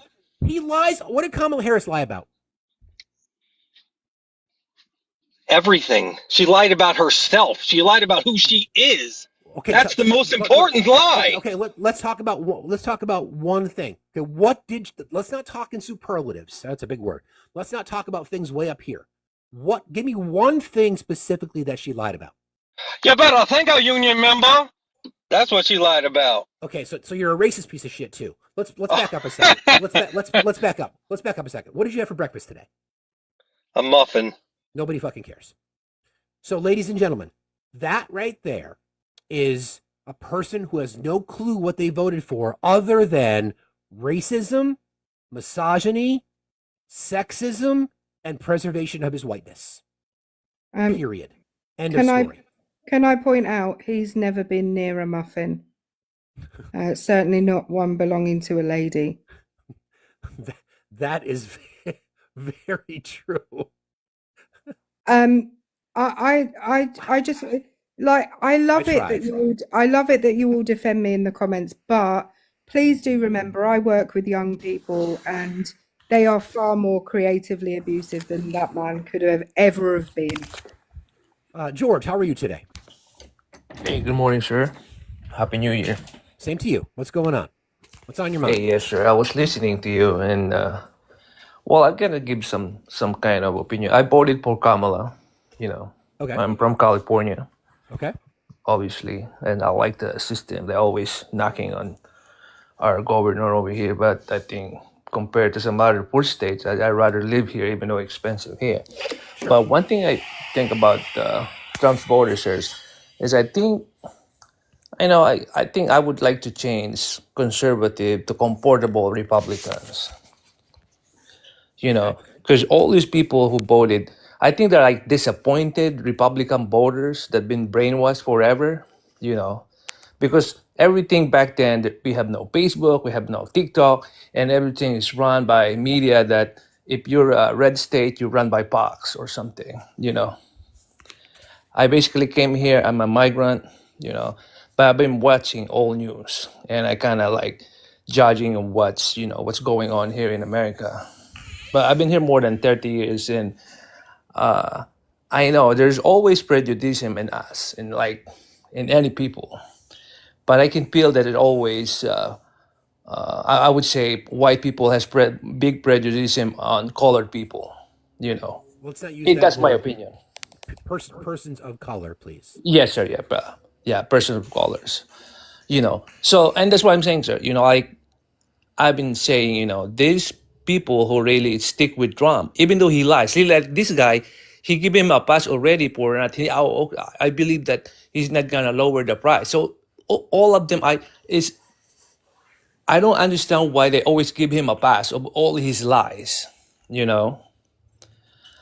And I was thinking, they're brainwashed forever, always voting for Republicans, and then Trump show up in 2016 and believing, oh, this guy is not the thing, he's gonna change America. And also, I think one thing about America is they're not ready to be run by a woman. I don't disagree with you there. That's for sure. Yes, sir. Okay. And even some of our brothers, the Hispanic one, I mean, you can tell the Hispanics thing, being there, they always want the men to be run on the household, So I don't think they're ready for a woman leading, based on their egotistic thinking. Yeah. You know what I mean? As long as there's been, thanks for jumping in today, George. I appreciate you very much. You have a good day. Okay. Yes, sir. Thank you. Think of it this way. As long as there's been a human race, we've been a violent culture. There's always been wars, and overwhelmingly so, governments have been led by men. Overwhelmingly so. Overwhelmingly so. So that's the reality. I'm not sure. I mean, I can't think of a country that's ever been to war whilst being led. Oh, no, I can't. Well, not a war, a civil war. There was a civil war in Myanmar with a woman in charge. But I can't think of a country that's ever been to war with another country with a woman in charge. If anyone else can, please do tag me in the comments because I'd be interested in that. Pakistan, maybe. Well, I was thinking that's what I was thinking. Yeah. Benazir Bhutto. But yeah, I struggle to think of one.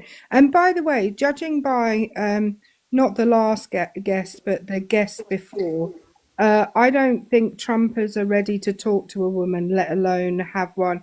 Oh yeah, the Falklands. I forgot about my own blooming country. There you go. There you go. There you go. TX432, how are you today? I'm great. Thank you for having me on. I won't take too much of your time. I just wanted to point out, and I'm not sure if you're talking about this or not. You can stop me anytime you want to. Um, I just wanted to bring up this attack on New Orleans and how the rhetoric is continuing because while this person was born in Texas and had essentially mental issues, because that's what it is. Anytime you see a colored person, even if they're residents, even if they're of color, people of color, I'm so sorry.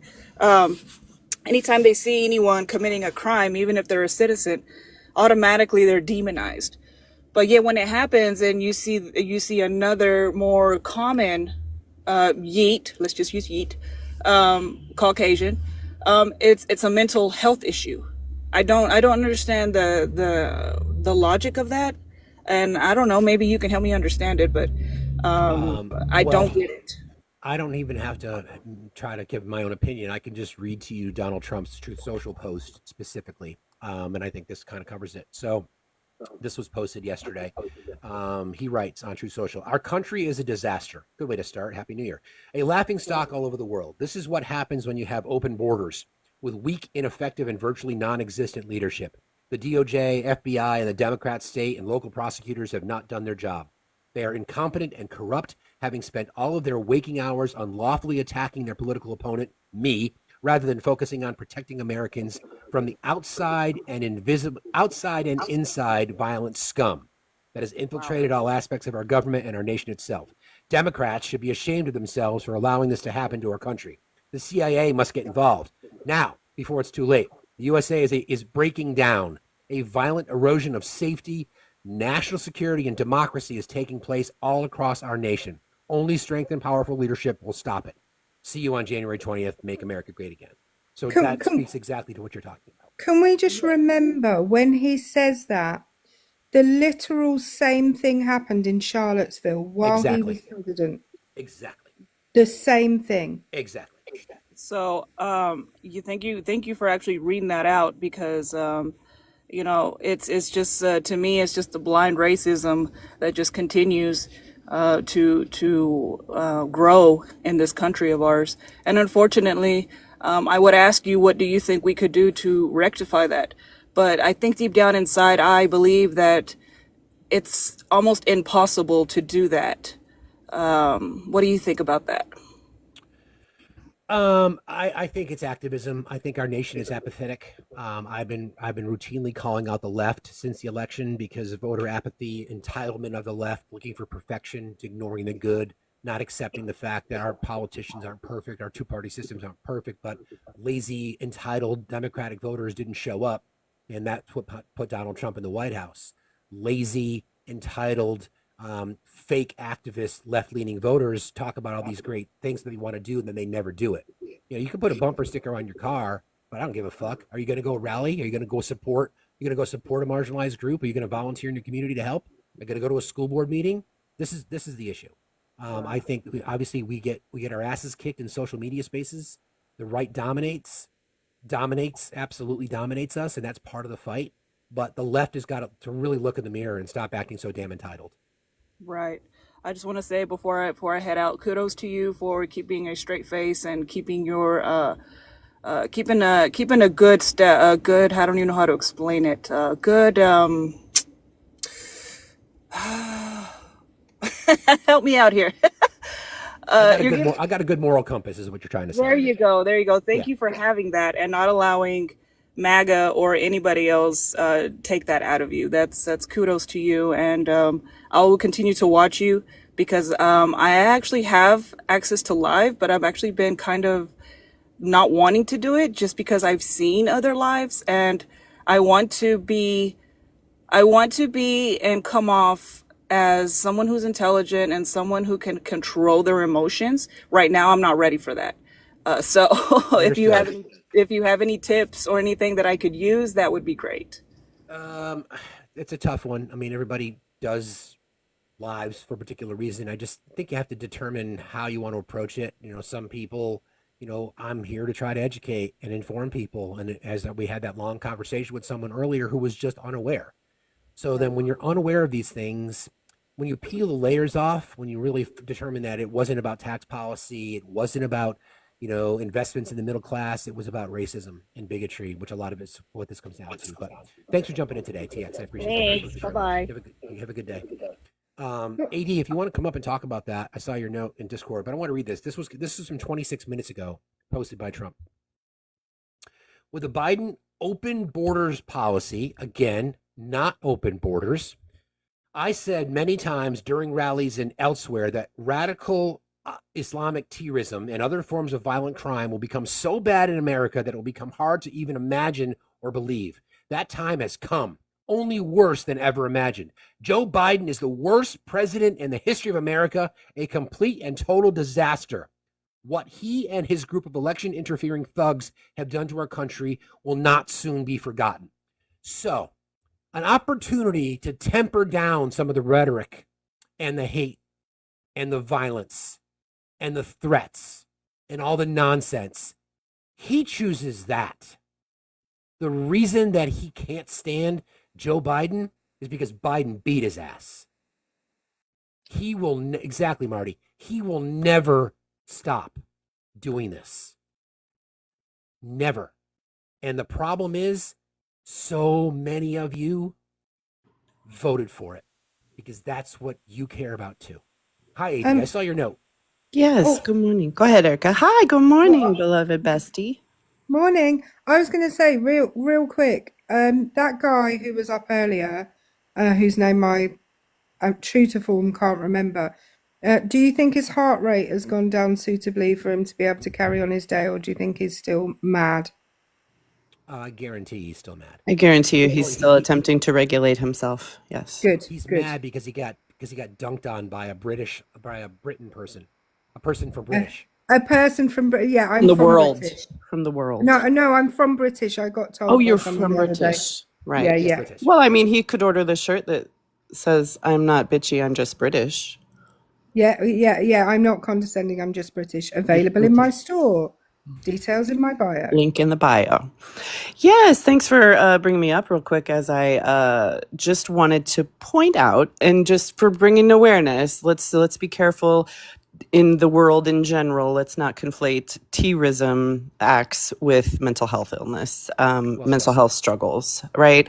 Now, could it be possible that this person has those issues? Yes, but those issues have zero to do with why he was radicalized to do what he did. And conflating the two is just not okay for those who actually do. The thing that he's doing, he did in a very resolute, calculated, calm, regulated way. It has to do with a completely different dynamic than any mental health, quote unquote, issues, especially the way that, we understand mental health. So maybe we can do a live on it sometime, but it's a lot to unpack. I understand. And I understand why people might feel like, you as a human being, that's an awful act. He must be crazy. No, actually, he just has a very rooted belief system that led him to do that. Has zero to do with how he regulates his emotions. I promise you. Easily influenced, potentially susceptible for the variety of reasons that we've talked about. Yeah. So that's all. Just making sure that we normalize everyone has mental health issues in some way, shape, or form, because life is hard. That did not lead this person to act in a terroristic way. So that's all. Thank you for that, friend. And good luck packing and have fun on the islands.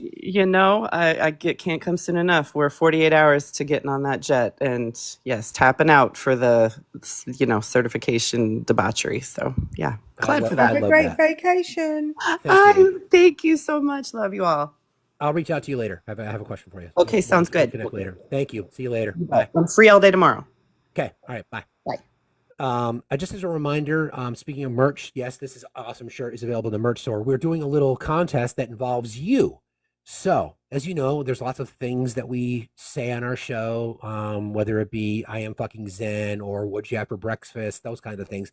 If you have something, we've got some really good submissions so far. So in the Discord, there is a merch submissions channel. Okay. If you have an idea for a shirt, go to the Discord, into the merch submissions channel, submit your idea. our amazing team of mods and myself will kind of combine it. We'll see. We'll maybe pick out the 4 or 5 best ones, and then we'll do a poll next week. And the winner, the winner chosen by y'all, will get that shirt, and it will be my gift to you. So I will pay for that shirt for you to have as the introductory, item, the promotional item, and then it will be available to everybody. So do your thing. Again, it's in the Discord. You got to join that, and then go to the merch submissions channel. Did I get that right? And just to be clear, you can design it yourself if you choose, but you can just give the idea and I'll go away and design it. One thing, I can't find the whole quote from Denmark, but one of the things Greenland said, no, it's not for, Denmark said, no, Greenland's not for sale. This quote is the best, though. The post includes a quote from a spokesperson for the Danish government that reads, quote, "We believe that by giving," actually, Denmark offered to buy the United States. Okay. Yeah. So the post said, "We believe that by giving the U.S. an educational system and national health care, it could be transformed from a vast landmass into a great nation." I am team Denmark. I'm just saying. They also said something along the lines of, "We understand that your country is now for sale with Donald Trump as your president." Exactly. We know. We will take everything except for the government, because we know that everything is for sale except for, especially the government. Reggie, how are you today? Reggie, are you there? Oh, I'm sorry, man. That's okay. Did you not want to I'm request? sorry. No, yeah, it was an accident. No problem, brother. Happy New Year to you. This is my first time ever. I can't hear myself, but this is my first time ever accidentally pushing this up. But I really enjoy your show, man. Thank you, brother. I appreciate you very much. And Happy New Year to you. Yep. I'm a Michigan man, and and let me say one thing. I'm sorry. That's okay. I'm getting tired of them folks coming on there talking about my water here in Flint. It's just fine. Let them know the water is just fine in Flint. Okay? Okay. They get on my nerves with that. I be wanting to come on there and just go crazy on them, but I'm just gonna stay to myself. But Flint, Michigan, tell them the water is just fine up here. It could be better, but we all right. Okay. Thank you, All Reggie. right. I appreciate Alrighty. you, friend. Have a good day. See you Yeah. later. Yeah. You have a good. I also want to talk about. Go ahead, everybody. If you guys, real quick. I'm just doing something real quick. Everybody, please keep liking and sharing the live. Please consider gifting Erica. Please consider subscribing to our channel. Someone did ask you to move your head earlier. That big old head is getting in the way of replace lazy Americans with skilled immigrants. There we go. It's because you've got such a big brain. I That's sure the do. problem. I sure do.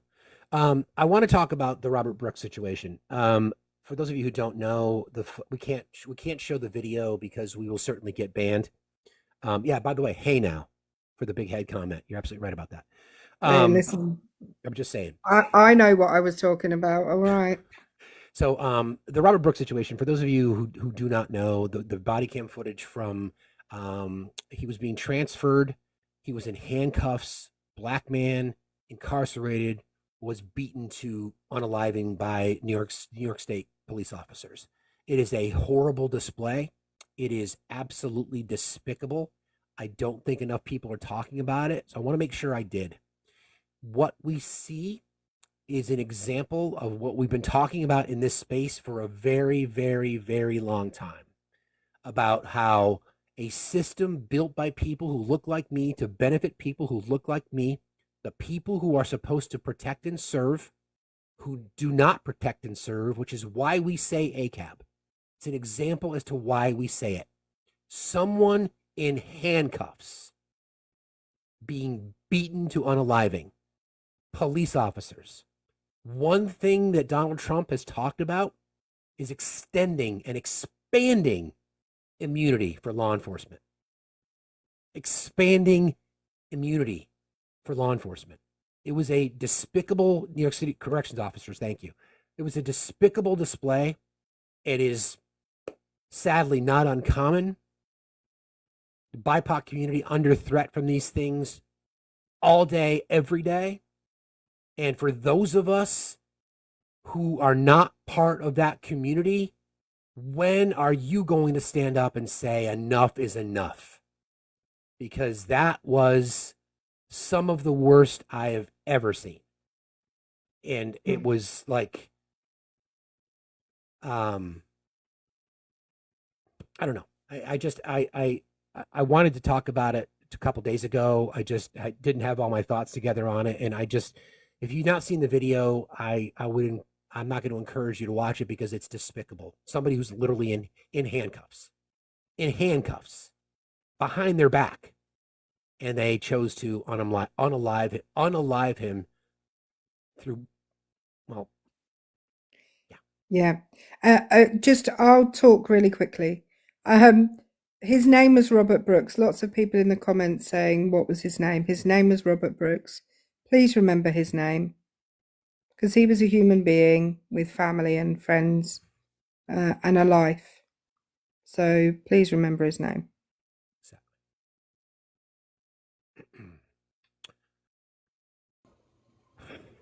Girly, how are you today? I'm doing well. What about yourself? Doing fine. Thank you for asking. What's on your mind? Hi. So, I just wanted to speak in reference to the incident that happened on Bourbon Street.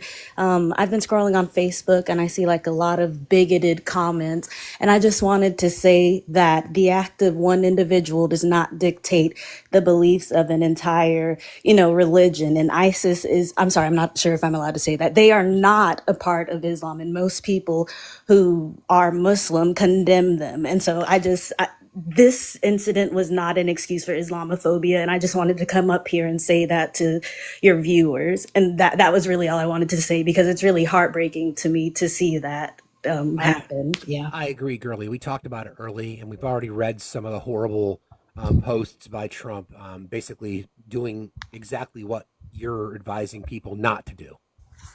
Finding somebody to blame and using a particular person's either religion and or belief set to put a umbrella over everyone in that community.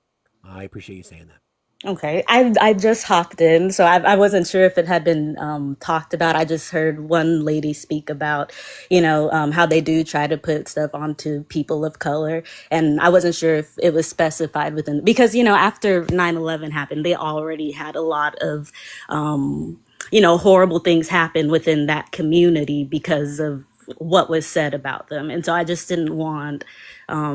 Obviously, it's not going to stop anything, but if I can advocate any way that I can, I don't have a big following or anything, but I just wanted to come on here and say that. So thank you for allowing me up. And, I love what you're doing and hope you have an amazing day. Thank you. You too, Girly. Appreciate you very much. Yeah, again, it's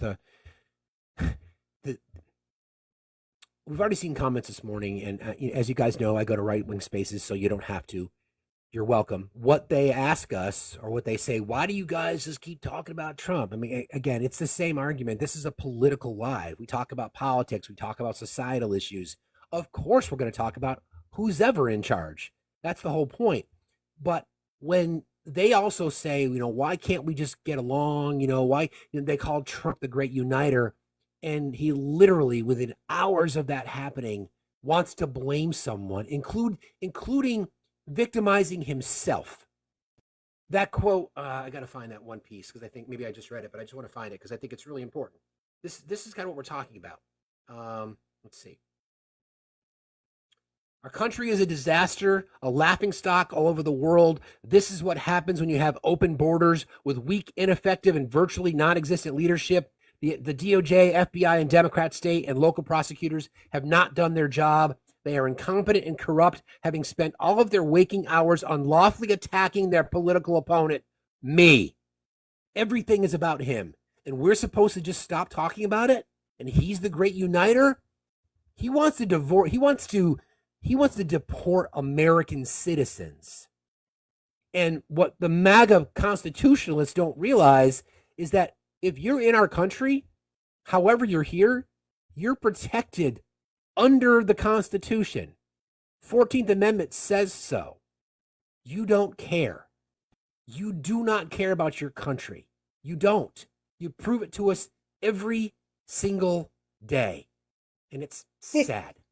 He's now spent oh God, how old is he? 78 years, just talking about himself. Correct. And whenever he says anything about anybody else, it's nasty. You're right. Ochi, how are you today? Just fine. I live in Sweden, actually, so I'm a foreigner for you. Now, the thing is, I was wondering about Trump's policies, right? Maybe you know that he is actually using Robert Kennedy's policies. Have you heard about that? Well, just not all of his policies. Robert Kennedy didn't really have any. He wants to bring Robert Kennedy in specifically for, raw milk and making America healthy again. But Robert Kennedy's a conspiracy theorist, whack job. You know, in the policy, when you read the policy on his homepage, you can see that he wants to reduce the fundings for the war machine by half. Ochi, what's the war machine? The defense. Who wants to reduce the budget for the Defense Department? Trump and Robert Kennedy. So let me ask you an objective question. Do you honestly believe that, first of all, you said by half. So do you know what the current defense budget is in the United States? The thing, it doesn't matter what I think. I'm just asking you. I'm asking you, Oshi. And which country in Africa? Which country in Africa are you calling from? I'm from Sweden, in Europe. I know Sweden's in Europe, but I'm just wondering which country in Africa you're calling from. From Africa. I'm not calling from Africa. That's not a Swedish accent. Yeah, it's not. Sorry, my guy. Have a good day, though.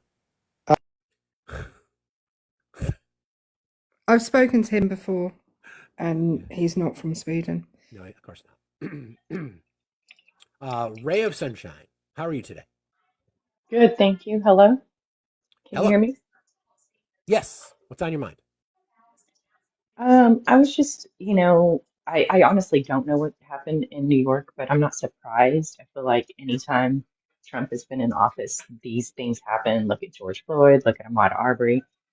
It happens when you put people like him in office and the ideas are being tossed around and validated. Those feelings, right? I'm real tired as a Democrat being told that I work on my feelings alone when the facts just aren't there. I feels like the whole MAGA campaign is a bucket of mean feelings. I don't know, maybe a basket of deplorables. Yeah, for sure. Yeah. So just trying to kind of wrap your brain around all of that, and then alongside with that, the news, it now being in the media about Iran and Russia's interference into our 2024 election. Is something going to come of this? And when we say interference, to what degree was there an interference? I want to be very careful, Ray. I want to be very, very careful. We can't go down that conspiracy road. And I'm not saying that people aren't investigating it. I just want to be very, very careful. I think it would be very insincere and hypocritical for people who were calling out these conspiracy claims coming from 2020. If there's evidence, if they identify something, there is evidence. Sorry, just to say, there is evidence. There, I can't remember which department. Department of the Treasury has just it's the Department of Treasury has now launched an investigation. That's what I mean. Well, they've already put sanctions onto both of them for interference and sanctions. You're correct. So that was where I'm coming from when I speak of now the right. But media is actually. What I'm saying, though, what we know, that what I'm saying is, if there's evidence of the bona fide election interference that's either flip votes or whatever that might be, I want to be careful with that. We know that for sure. We know that Democrats didn't show up to vote. We know that. All right. Yeah. We know that happened. We know that in 3 presidential elections that Donald Trump ran, he beat women twice and lost to a man once. So that's for sure. Yeah, I agree. So I'm just saying, I just want us to be careful. I just want us to be very careful. That's all I'm saying. Yeah, can I just be really, really clear? What they're saying was that happened was like online interference, interfering with people's perspectives on things, not that they did anything to votes. And Exactly, that's which really is no different. important Yeah, which is no distinction. different than what happened in 2016 and Exactly, 2020. yeah. Yeah, that's different. I didn't mean to cut you off, Ray. I just want to make sure that we're not falling down into that rabbit hole. Like, Oh, for example, yeah, no, I don't, yeah, I disagree with that as well. That's where I'm coming yeah. from. I just, For example, we're um, not going to go to DC on Monday and spread shit on the wall of the Capitol. We're not going to do that. absolutely not. Exactly. No, exactly. No, that's not where that's not where I'm speaking from. I know. I Um, got you.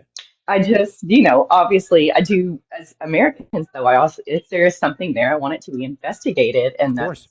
that's, where I'm at, as like, questioning and saying, hey, where's this accountability and what is going on? And when we say there's sanctions, that there are these consequences that are being enforced on these countries now. Yeah. Yeah. Well, keep this in mind. Keep this in mind too, right? The swearing in for the 119th Congress begins tomorrow. And we already have reporting that Mike Johnson does not have the vote to be Speaker. So the reason that that's impactful is because if they don't have a Speaker of the House chosen by Monday, which is January 6th, which is the day the presidential election is certified, they can't certify the election because it's within the House rules. They have to have the Speaker in place. So we don't know. I say this a lot. I would love for something to be precedented for a change because everything is unprecedented in American politics these days. Everything. It's crazy. Mm-hmm. The only thing that's precedented is the unprecedented. So if they can't elect a speaker by Monday, then they can't certify the election. That's the Constitution and their own House rules. So, and then you can't make new House rules until you have the House in place. So there's a lot over the next 72 hours or more. It's going to be. And then what about Trump? Has he signed the ethics? I think he eventually did, but there's some disclosures that he has yet to sign. So we'll look into that. I think he ultimately did sign one element of the ethics piece, but there's something else that he hasn't done. I think it has to do with absolving his business connections. And part of the reason that this issue with Doge is such a big deal is because Doge is not a government agency, which means it doesn't fall under congressional oversight. And Elon Musk and Vivek have billions of dollars in government contracts. So again, just a tiny little conflict of interest there. That is a big conflict of interest. So with that said, this is crazy that we're entering into a government that feels like an oligarchy at best. So, right? Caltifa, I got to push back on that. The Supreme Court could technically stop Trump with 14A. No, they already had their chance to do that. So what they determined was that the Congress has to legislate it. So anyway, Ray, but thanks for jumping in today. I appreciate you very much. Okay, thank you. See you later. I think Political Mum's here. Yeah, I just saw her come in.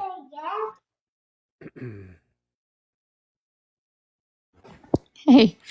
Good morning. Happy New Year. Just been listening. Happy New Year. I forgot it was New Year's, to be honest, yesterday. I just blinked out on the day. It was almost if it doesn't exist. It was just another day for me. But I had a question about the speakership. Sure. I was trying to figure it out last night. So you need 218 to vote in a speaker. Depends on the amount of voting numbers. So you have three people that are not going to be swearing in. Well, the 218 is not necessarily the number. It depends on a couple of things. It depends how many people are there to vote and whether or not people vote present. So as the number ticks down, it's still just a majority. So, for example, if there's only 432 people there to vote, then that would be half plus one. Okay. So it doesn't. If the full House 435, 218 would be half plus one. So if it's fewer voting members, it just literally goes down, and the number goes down, which is advantageous because there could be people who don't support Mike Johnson who will just vote present, which means that will then lower the number required to get the majority. Yeah, I don't know what they're going to do. There's so far I've heard 5 straight no's, that they're voting no. So, that's Thomas Massey. So it's Massey, Victoria Sparks. Yep. Chip Roy. Yep. Oh God, I can't remember his name. Mike Lawler.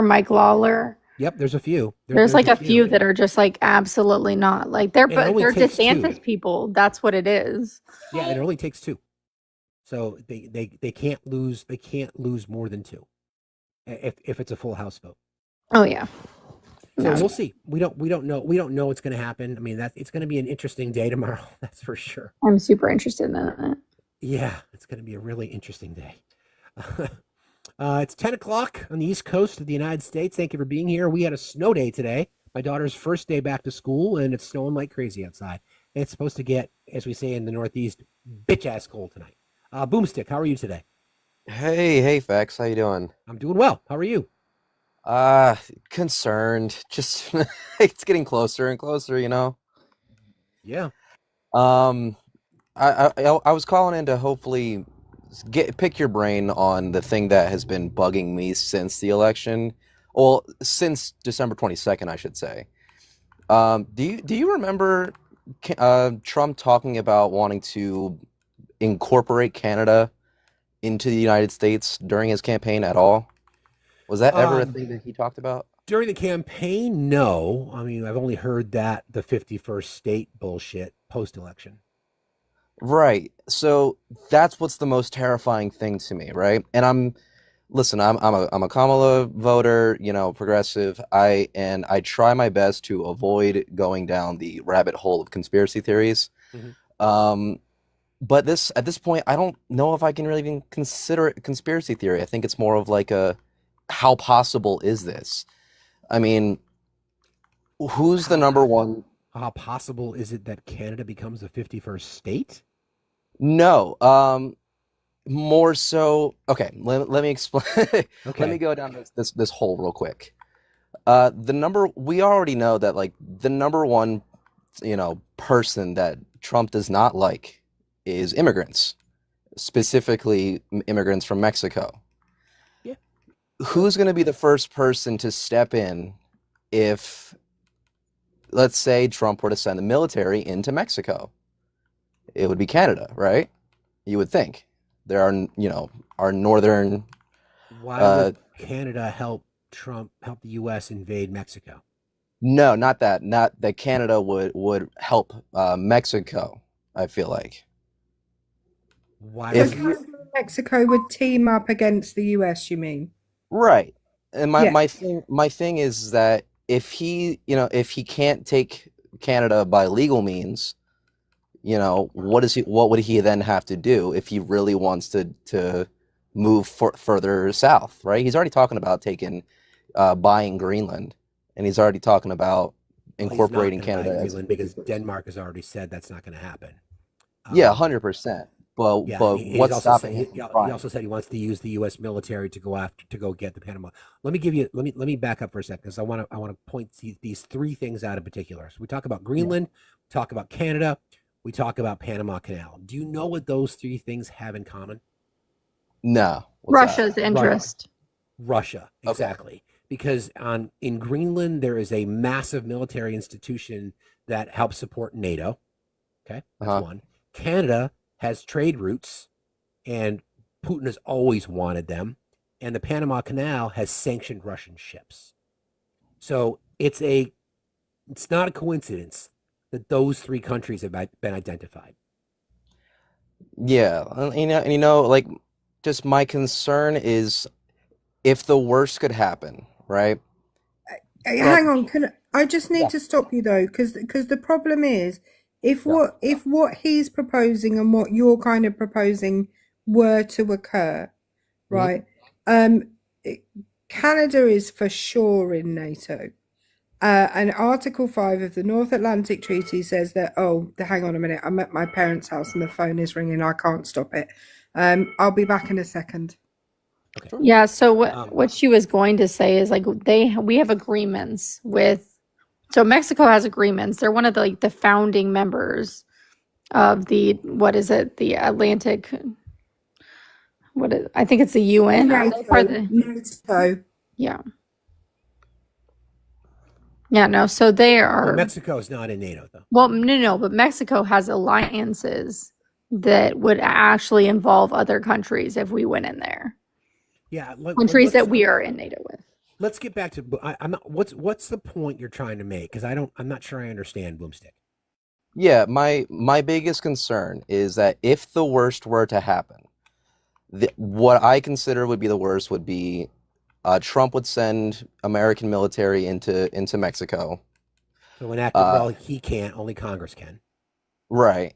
Um, well, I mean, my thing is like we've got an all Republican Congress. Like, who's going to stop him? You know. Well, the Um, Congress would have to declare war. That's how it works. right. This is just my like, if the worst were to happen, let's say we send military into Mexico to stop the invasion or whatever BS they come up with. Who's right next to Canada in case Canada retaliates against the U.S. for invading Mexico? Russia. And then if they go in, if they go into Russia, if they go into Canada,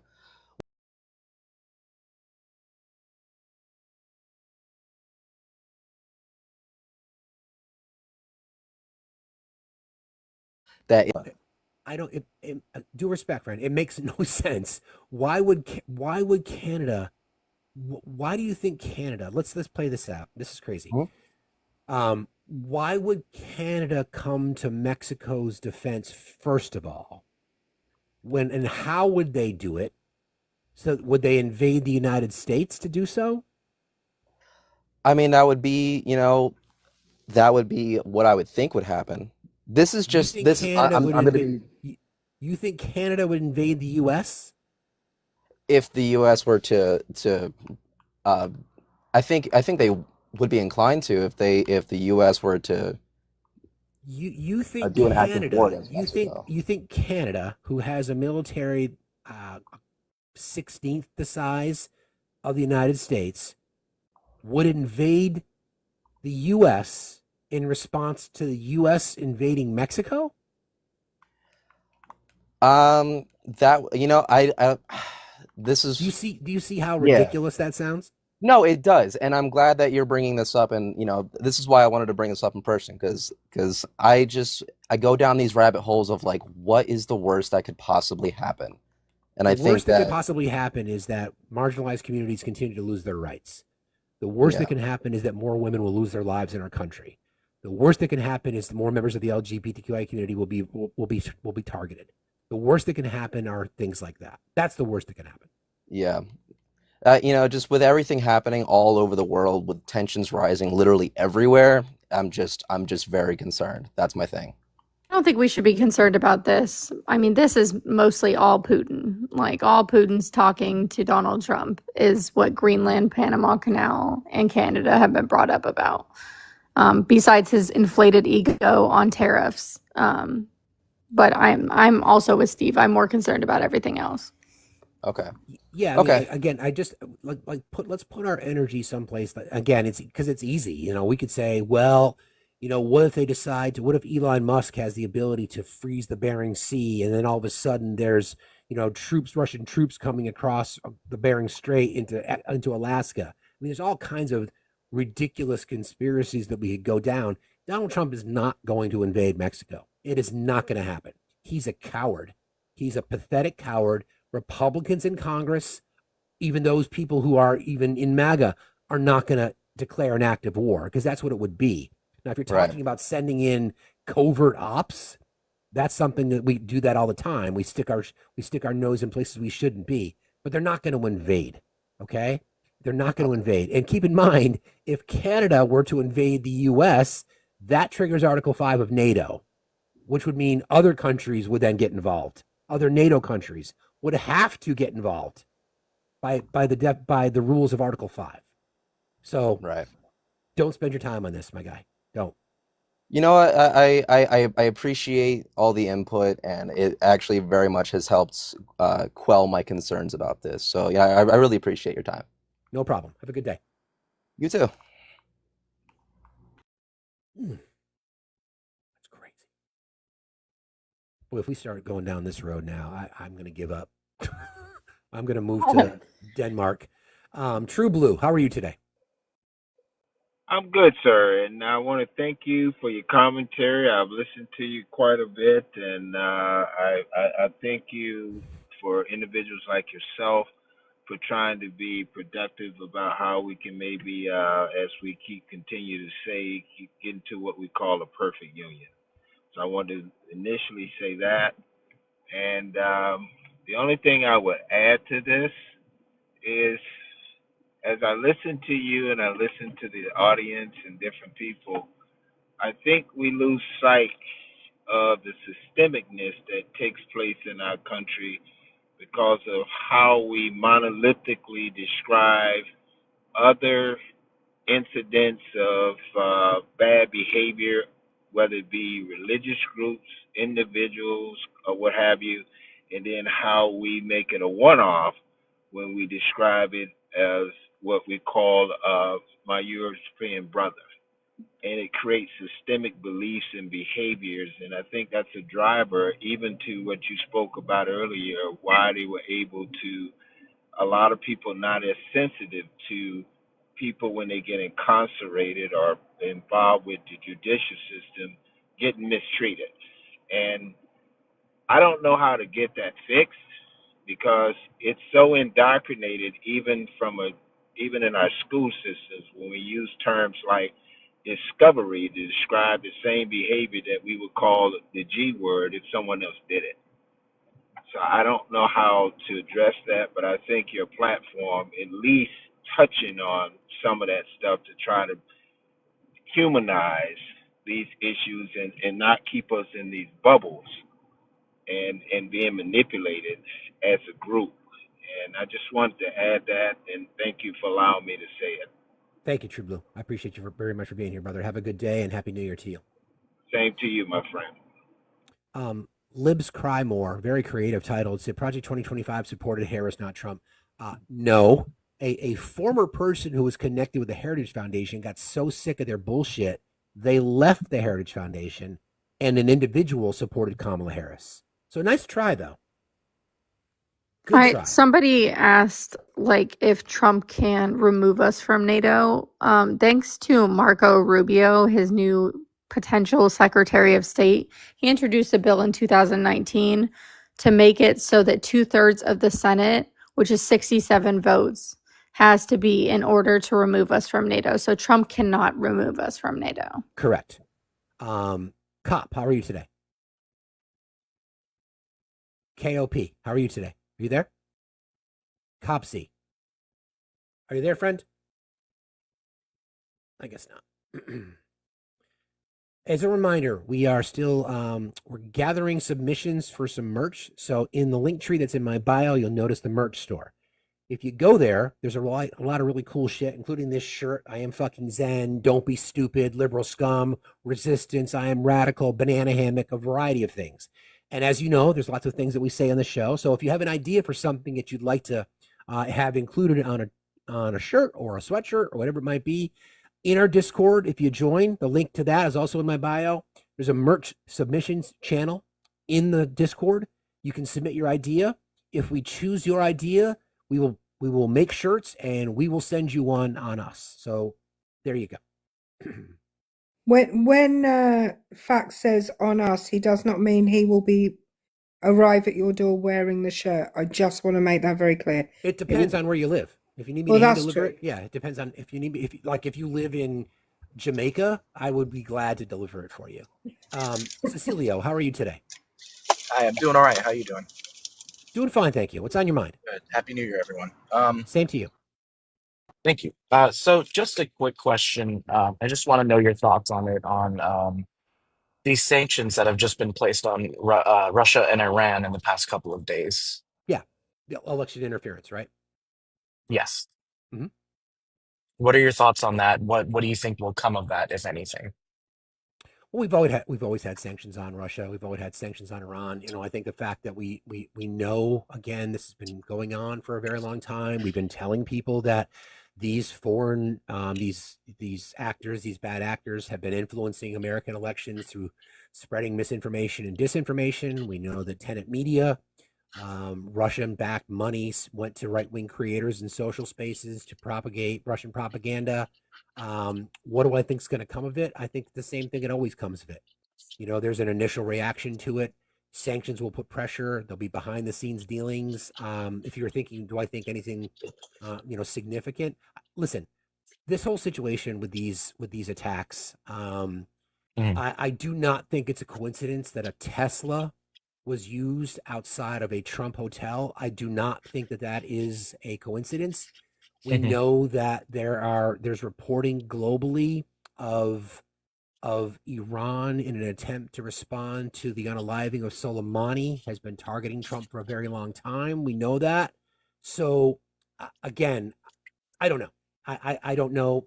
I don't know if there's going to be an overreaction or a reaction. It's hard to say. Do you have? I'll ask Political Mom and or Erica.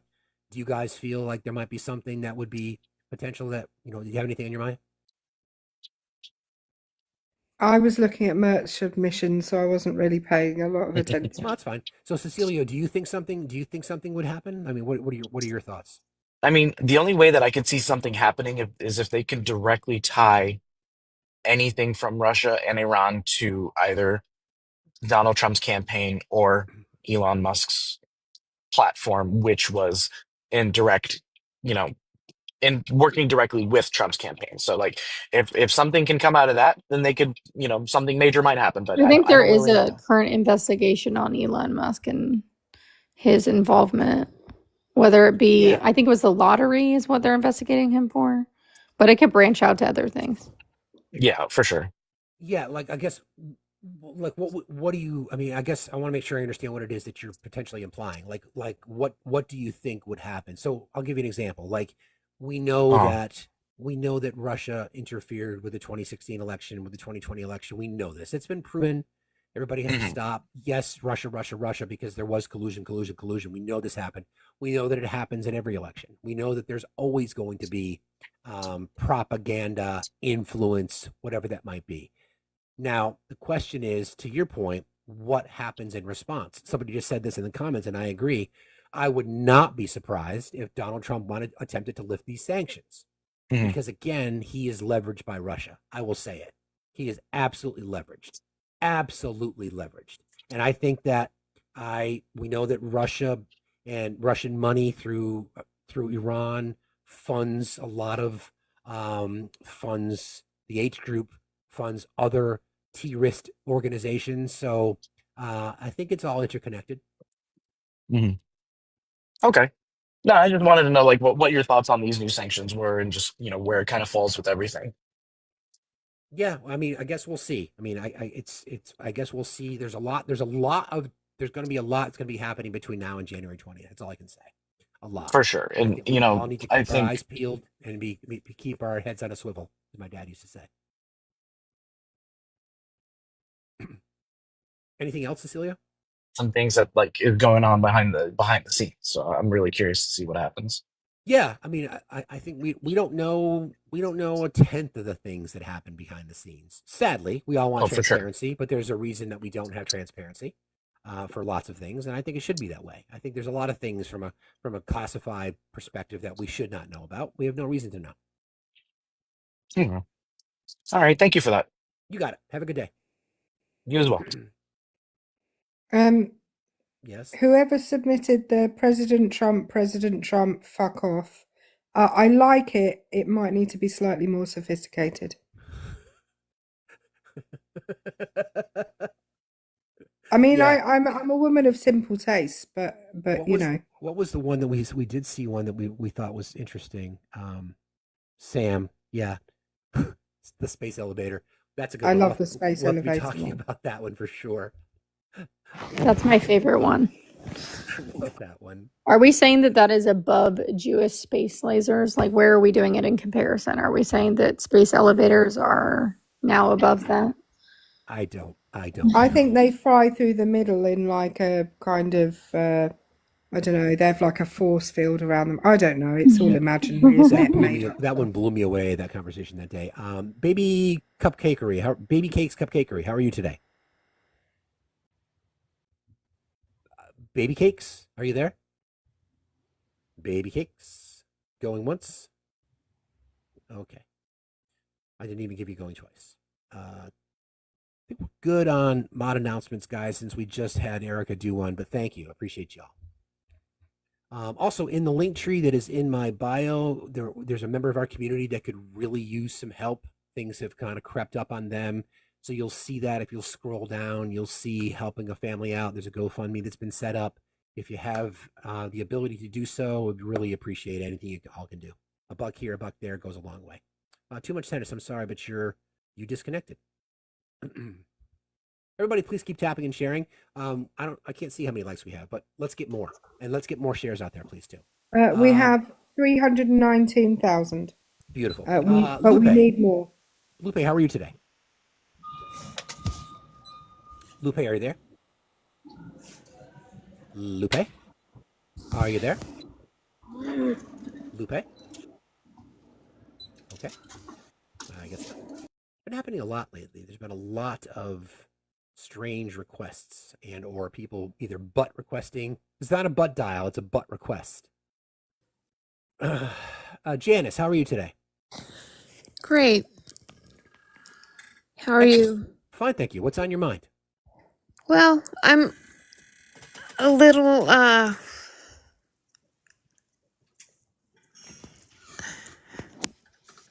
ignorant about a couple things, but I was hoping that you could answer a question for me.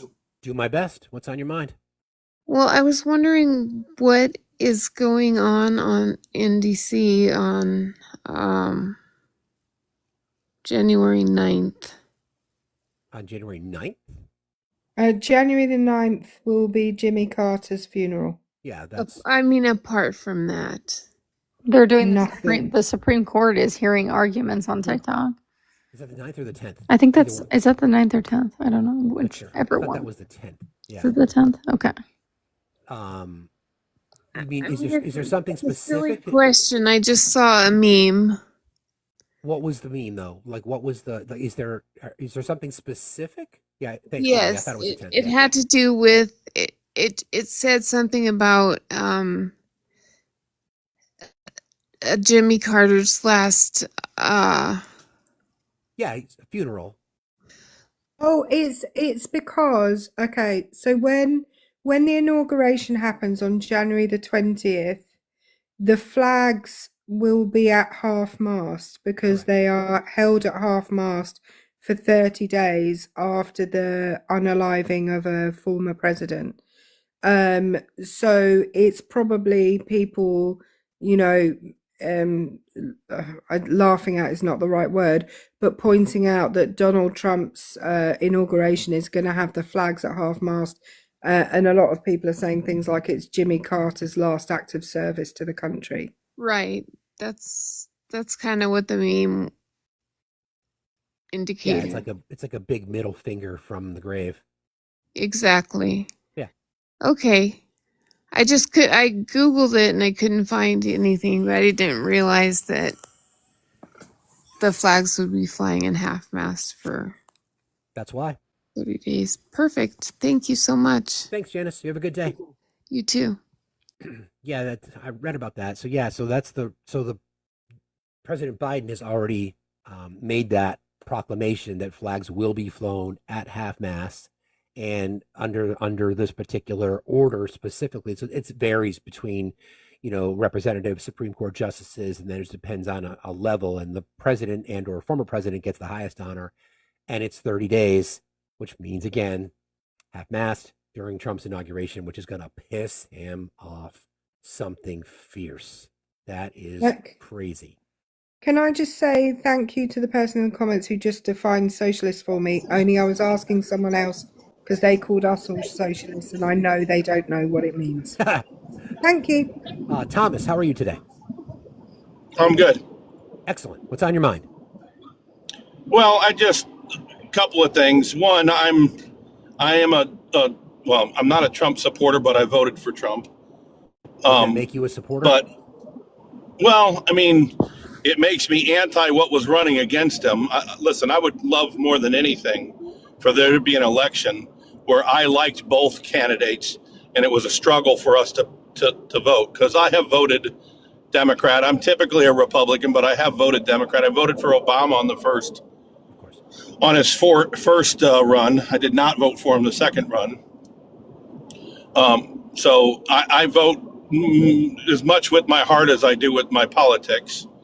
If I feel the person's the right person for the job, listen, I don't think, I mean, if people can talk all they want now, I don't think anybody can really truly believe that Harris was the best candidate that the Democrats could put out there. Did you vote for Biden in 2020? No, absolutely not. So okay, No. so let me ask you this. So I think Biden was corrupt. I believe that to this day. okay, so let's take and it one it at would a time. happen in Thomas, Ukraine. hey, Thomas. Let's take Go it ahead. one at a time. The only way to have a conversation is to take it one at a time. Okay. Yep. It's the only way to have a conversation. So you looked at the two candidates. You looked at Kamala Harris, and you looked at Donald Trump. Do you know anything about Kamala Harris's history in politics and in government? Do you know anything about it at all? I do, yes. I Like followed some of what do this. you know? Okay, like what do you Well, know? I know that she put more people in prison for marijuana in California. She actually did not do hold that. on one second, Chelsea. So again, we'll take these one at a time, Thomas. No, that's not true. Do you know? We know that's not true. Do you know why we know that's not true? I would be lost for you to tell me that's not true because her record says differently. No, it doesn't. No, that's not what her record says. She's the prosecutor. She follows the law. So does the prosecutor sentence people, or does a jury and judge sentence people? No, she prosecuted him at the fullest extent that she could prosecute So let me them. clarify this for you, because I lived in California at this time and worked with numerous organizations up there. So what they were never single drug use charges. They were always tied with something else, another crime. And everybody's acting like she went after single use drug users, but she didn't. She tied them into other crimes that they were committing as well. And that was another charge they had. So no, she didn't just target them specifically. And again, more specifically, Thomas, again, what's a prosecutor's job? Oh, absolutely.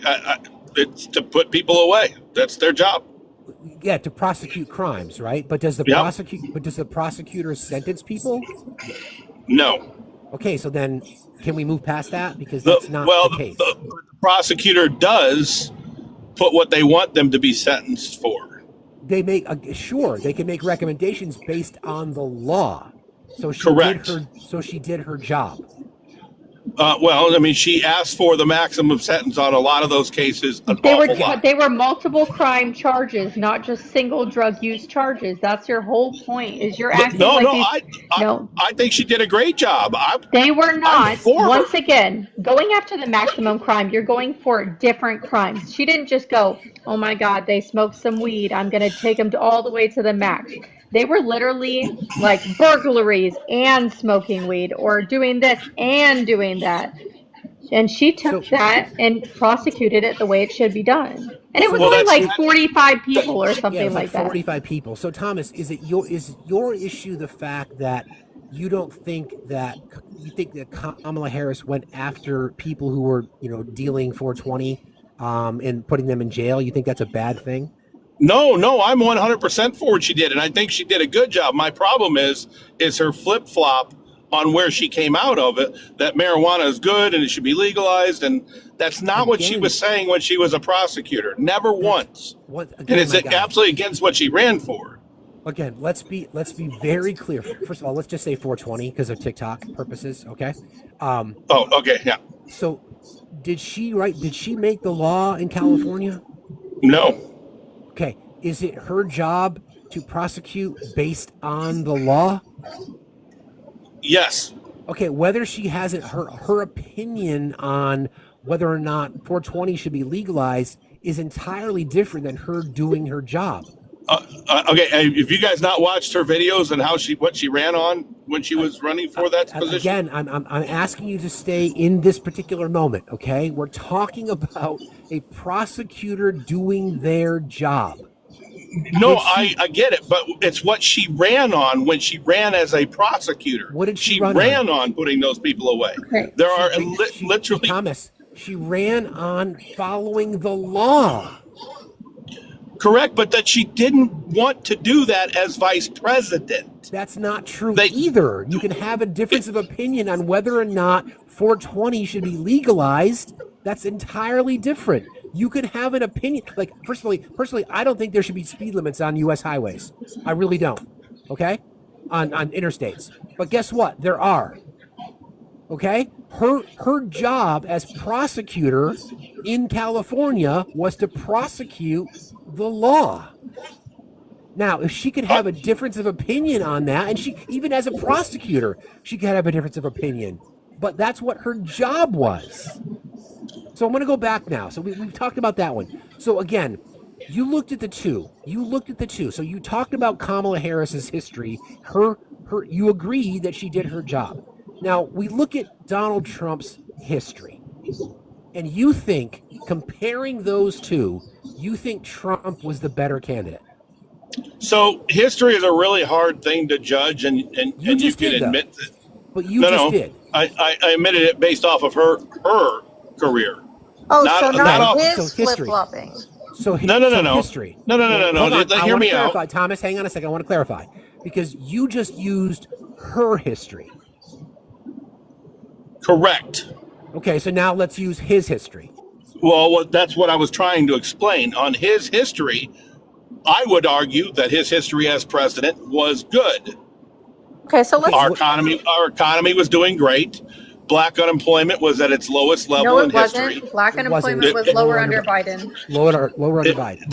And at that time, it was the lowest in history. So let's be honest here, Thomas, because Trump flip-flopped on many different things during his administration. Let's go through a couple. Child tax would be one of those things that he flip-flopped on. No tax on tips is another thing Donald Trump flip-flopped on. And now H-1B visas is another thing that Trump has flip-flopped on. But you think that because Kamala Harris said, I will prosecute people to the law, to the T, no matter what, even on 420, you think that makes her less of a vote than Donald Trump, who has flip-flopped on at least 4 or 5 different topics?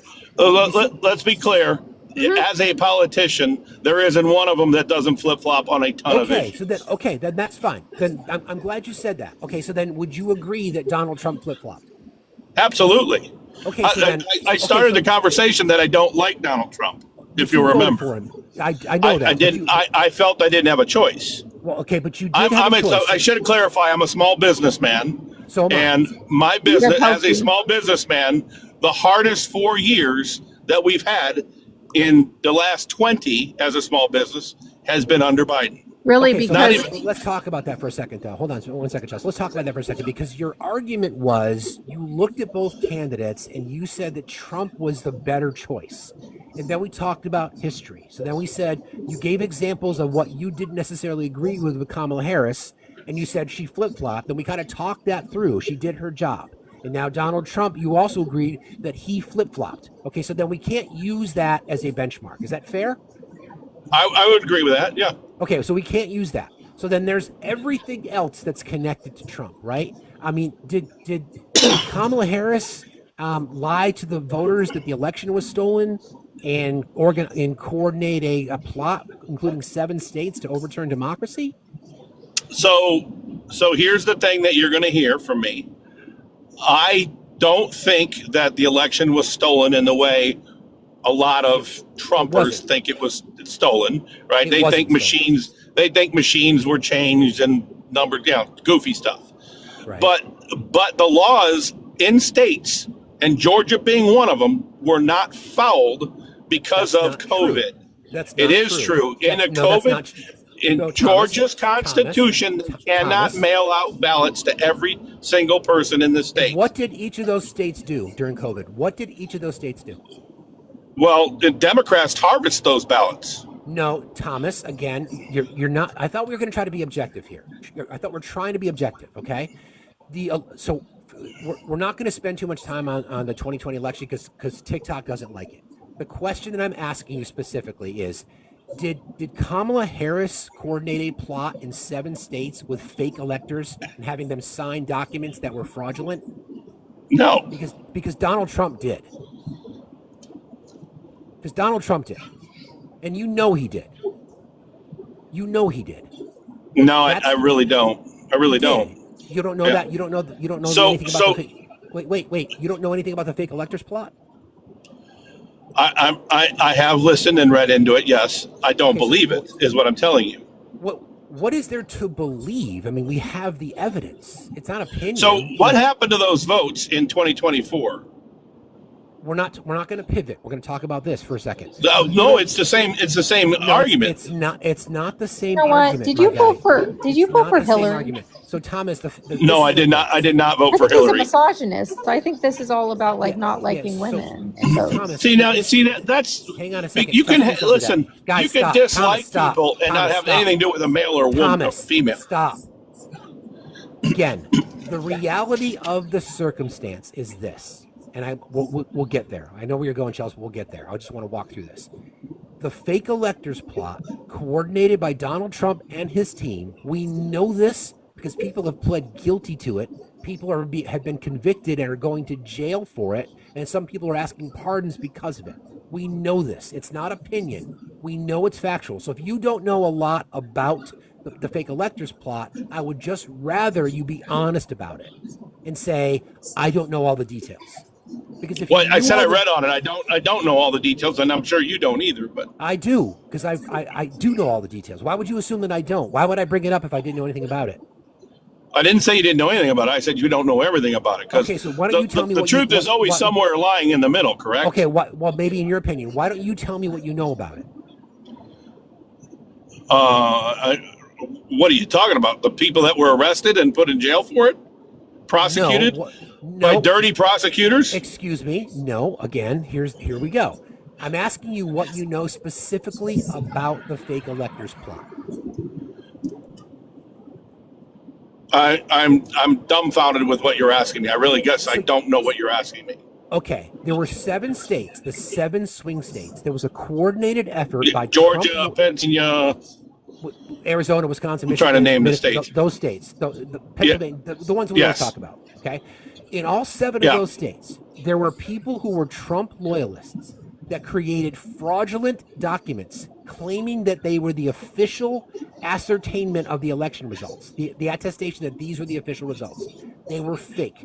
They were fraudulent documents. They did it under the cover of darkness, literally, and in some cases, sneaking into buildings past hours because, according to the Constitution in their state, they had to be in this building.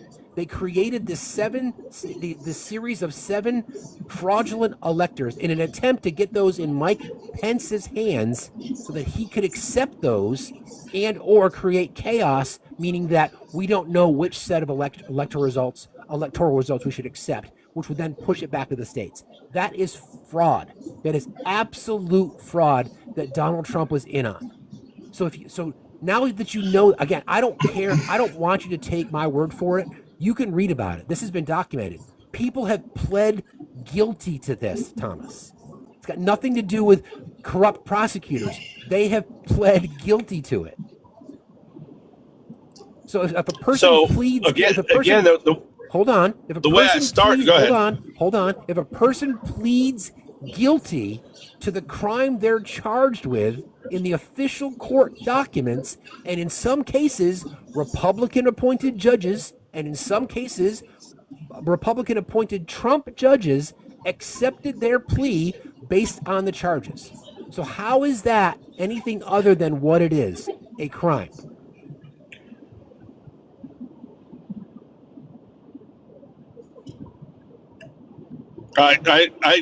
Again, I'm just going to tell you, it was a very corrupt system. It still is. So it's really funny because you're not going to answer the people talk about other countries, Venezuela and other ones being super corrupt. So you're not going to answer the most corrupt country in the world is the United States. You're not going to answer that question. Well, I don't have an answer for you because I don't believe it. I don't have an answer because I don't believe it. What don't you? So you don't believe that people pled guilty? So here, no, I believe so there's lots of reasons why people plead guilty. Manafort, whoever, they plead guilty because they're trying to cover for the person above them or whatever, and they're going to get Oh, so pay that for makes it or it. retribution for it, Do, whatever do later. you think that helps your No, argument? no, I don't. I'm telling you, I don't like Trump. I don't think You Trump is voted for clean him. by any, because Harris was terrible candidate, A a black woman terrible candidate. because she's a black woman. Hillary wasn't a terrible candidate. So you're a No, she racist was a and a terrible candidate misogynist. because she could. Okay. Bye-bye. Sorry, Chelsea. I wanted to get him through that point. Obviously, we know what he is. But that just goes to show you, ladies and gentlemen.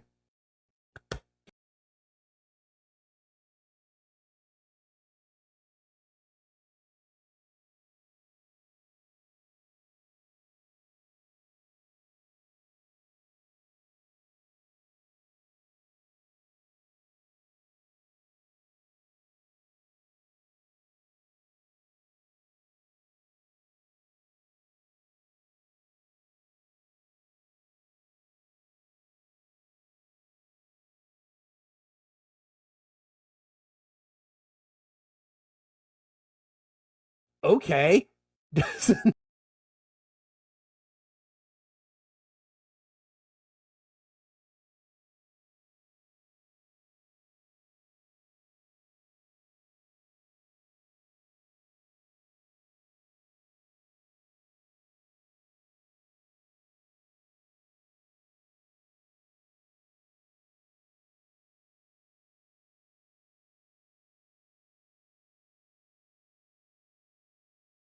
Did you know that?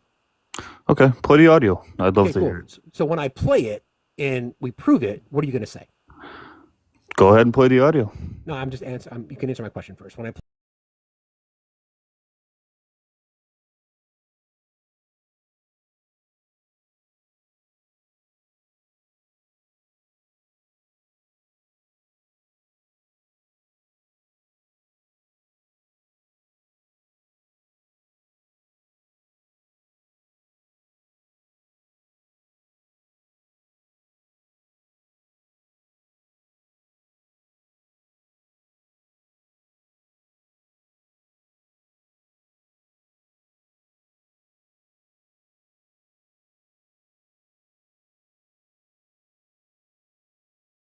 miss me with your bullshit.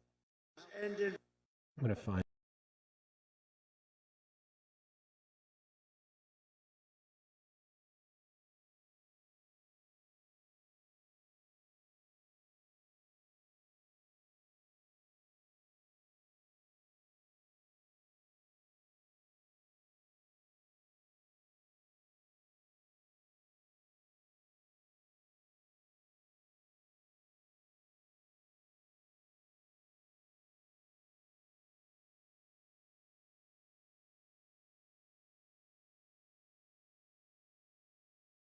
He's bringing it back to levels it's never seen. Dr. Kevin Roberts, like some on the right, severe right, came up with this Project 25, and I don't even know. Okay, let's go through the timeline. Once again, we did this before. So this is from April 21st of 2022. This is him praising the Heritage Foundation and Project 2025. Great group, and they're going to lay the groundwork and detail plans for exactly what our movement will do and what your movement will do when the American people give us a colossal mandate to save America, and that's coming. Heritage Foundation president, somebody else doing an February unbelievable 22nd of this year. back to levels it's never seen. Dr. Kevin Roberts, like some. And then his team gets to him and says, you know, Project 2025 is really bad. We know we're going to do this, but you got to go out and tell your ignorant voters that we're not, because if you allow them to think this is what you're going to do, then you might lose some of them, even though they're all really stupid, and you may not. Then he starts to pivot. On the right, severe right, came up with this Project 25, and I don't even know. I mean, some of them I know who they are, but they're very, very conservative. He's involved in Project, and then they read some of the things, and they are extreme. I mean, they're seriously extreme.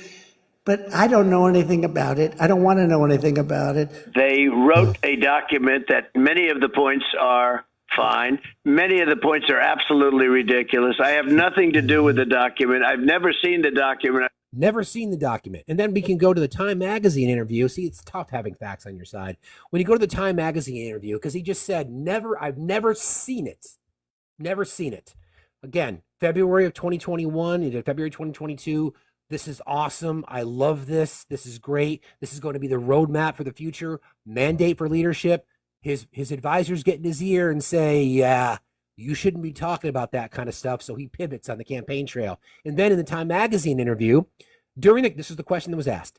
During the campaign, you disavowed Project 2025, but so far, at least 5 people you've appointed to top positions in your cabinet have ties to it. Doesn't that undermine what you told the Americans on the campaign trail? No, look, I don't disagree with everything in Project 2025, but he said he's never seen it. But I disagree with some things. I specifically didn't want to read it because it wasn't under my auspices, using the wording correctly, and I wanted to be able to say that.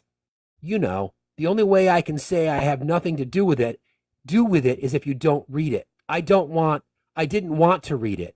I read enough about it. They have some things that are very conservative and very good. They have other things that I don't like. I won't go into individual items, but I had nothing to do with Project 2025. Now, if we had a few people that were involved, they had hundreds of them. This is a big document from what I understand.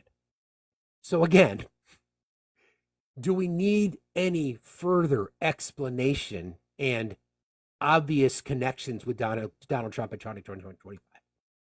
I mean, give me a break. Fucking delusional. Thank you for letting me take there. 315 times his name appears, I think. Old Blue Eyes, how are you today? I'm fine, but I'm not doing.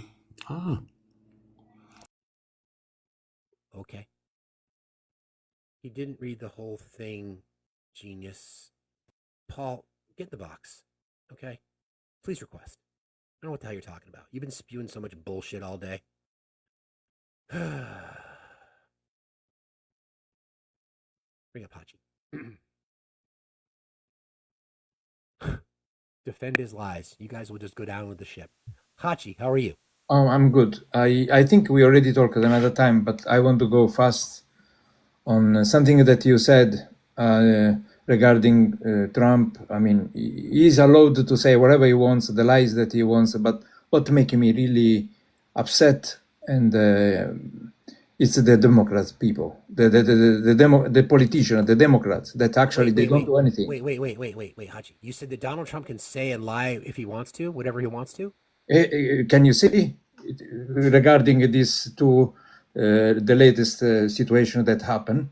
I mean, he went and he said whatever he wants about the immigration and other things, condemning whatever he wants. I mean, that is what makes me not really happy about the. Please, okay. Understand that I have some difficulties to explain the thing. So I was before in another live and they misunderstood and my friend, do this. Just take a deep breath. Okay? Deep breath in through the nose, out through the mouth. Thank you very much. Okay. Thank you. Deep breath. Yes. Right. Okay. Now go ahead. Start again. So the story is this. I would like to see my president, Biden, and all my representative, Democrats representative in the House and the Senate, after that, as soon as that guy is going out and spread lies and hate, they should go and rebound and say clearly, this guy is spreading lies.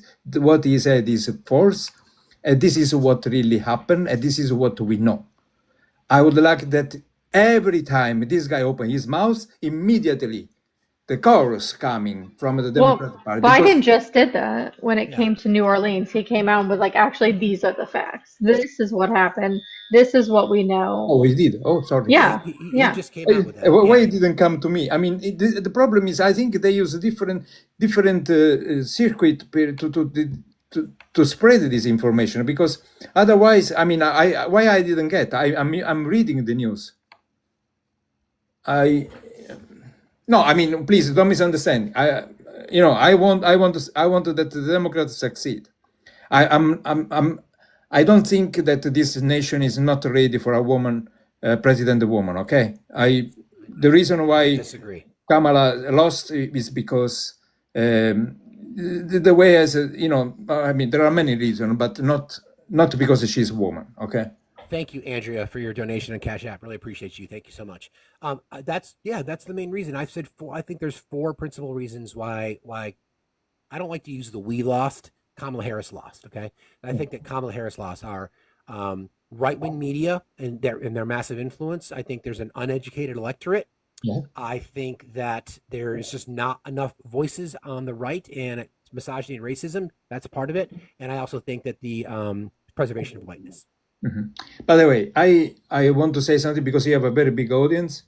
I want to say what I'm doing. I'm calling every week. I have on my speed dial all of my representatives because I want to that they can come and do a town hall so we can start to talk and discuss. And I want to request to them to do exactly what I just said to you, that they have to more participate in the Democrats are working, and we know we got a lot of good results. We cannot say no.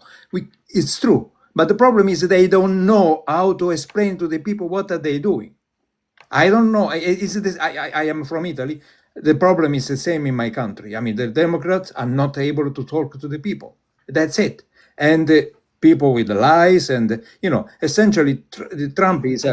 I don't think it's the Democrats don't know how to talk to the people, Hachi. I think at the end of the day, human rights are boring. Mm-hmm. We have to start talking about how important they are. They don't fit well on a bumper sticker.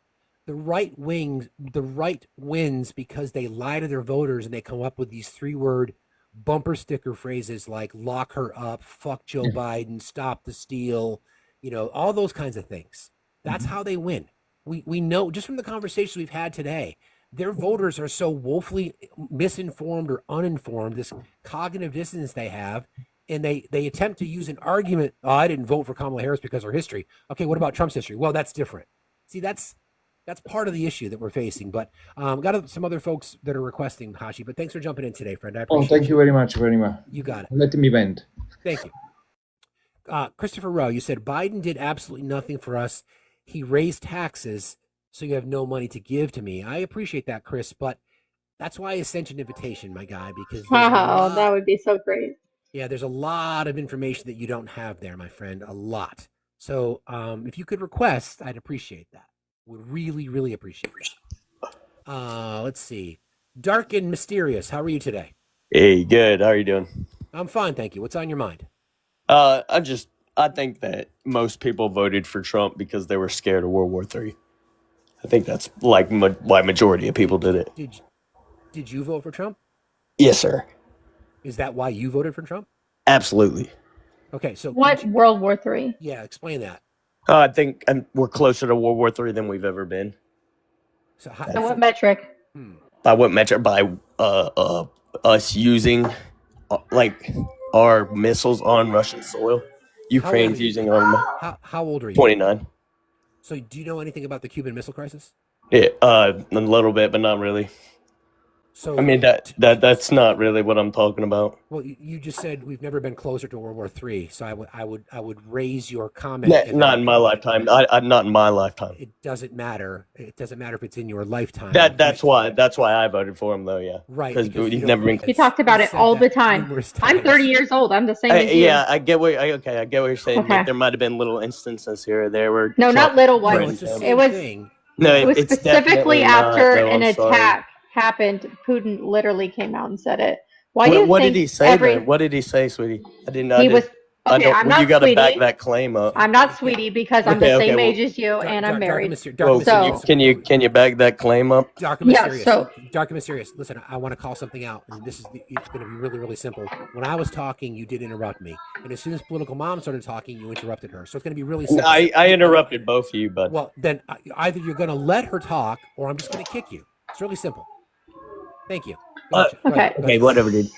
So when we talked about Russia in, 2018, Putin came out and talked about how he was threatening the United States over nuclear war because of what happened in 2018. So I'll go ahead and pull it up for you. Exactly. Yeah, just so it can help you out. That's I don't think that's anywhere near our lifetime. Oh yeah, no, it was. Yeah, again, No. dark and mysterious. Listen, I know you think that you know everything, but you don't know shit. So here's the No, reality. I know that this is propaganda that you're trying to relate. What you're No. saying It's happened in because 2018 happened like with us right now. That's no, not even close. my guy. Listen, if flowers were stupid, you would be spring. I'm just letting you Yeah. know. Okay. Yeah. Okay. Have Can a we good talk? day.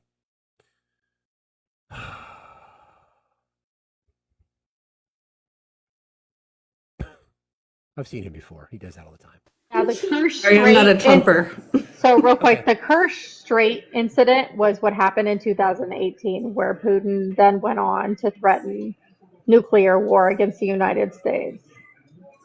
Yeah. And I don't know if you know who was president, In Mr. 2018. Lifetime, in He did the 2018. same thing during Obama. He did the same thing coming off when I don't think Yep. the U.S. government handled the invasion of Crimea very well. He did the same thing during that. He did the same thing then. He's done the same thing every 4 or 5 years. He tries to flex his muscles. Go ahead, Odd. How are you today? Good. I'm good. I did not vote for Trump. I am very much against everything he wants to do. So I'm happy with what you guys are doing, trying to raise awareness, but it doesn't seem like it matters to people. I've been talking to my parents for like a month, and they both voted for Trump, and it falls on deaf ears. Thank you guys for helping us hit the sub goal. Really, really appreciate y'all very much. Thank you guys are awesome. Sorry, Odd. Go ahead. No, I don't know. Can you hear me well? Yeah, I got you. Okay.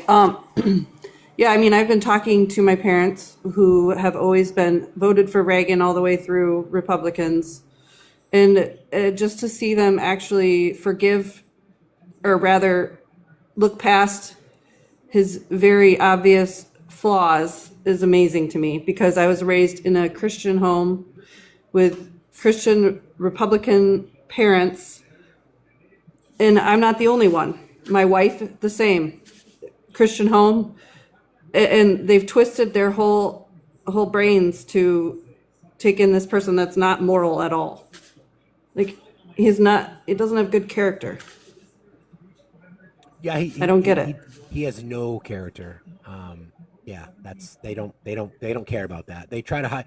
They'll use their Christianity as a blanket to say, "Hey, sinner's going to sin," and they'll attempt to say that Donald Trump is some person of moral standing and character, but they don't give a shit.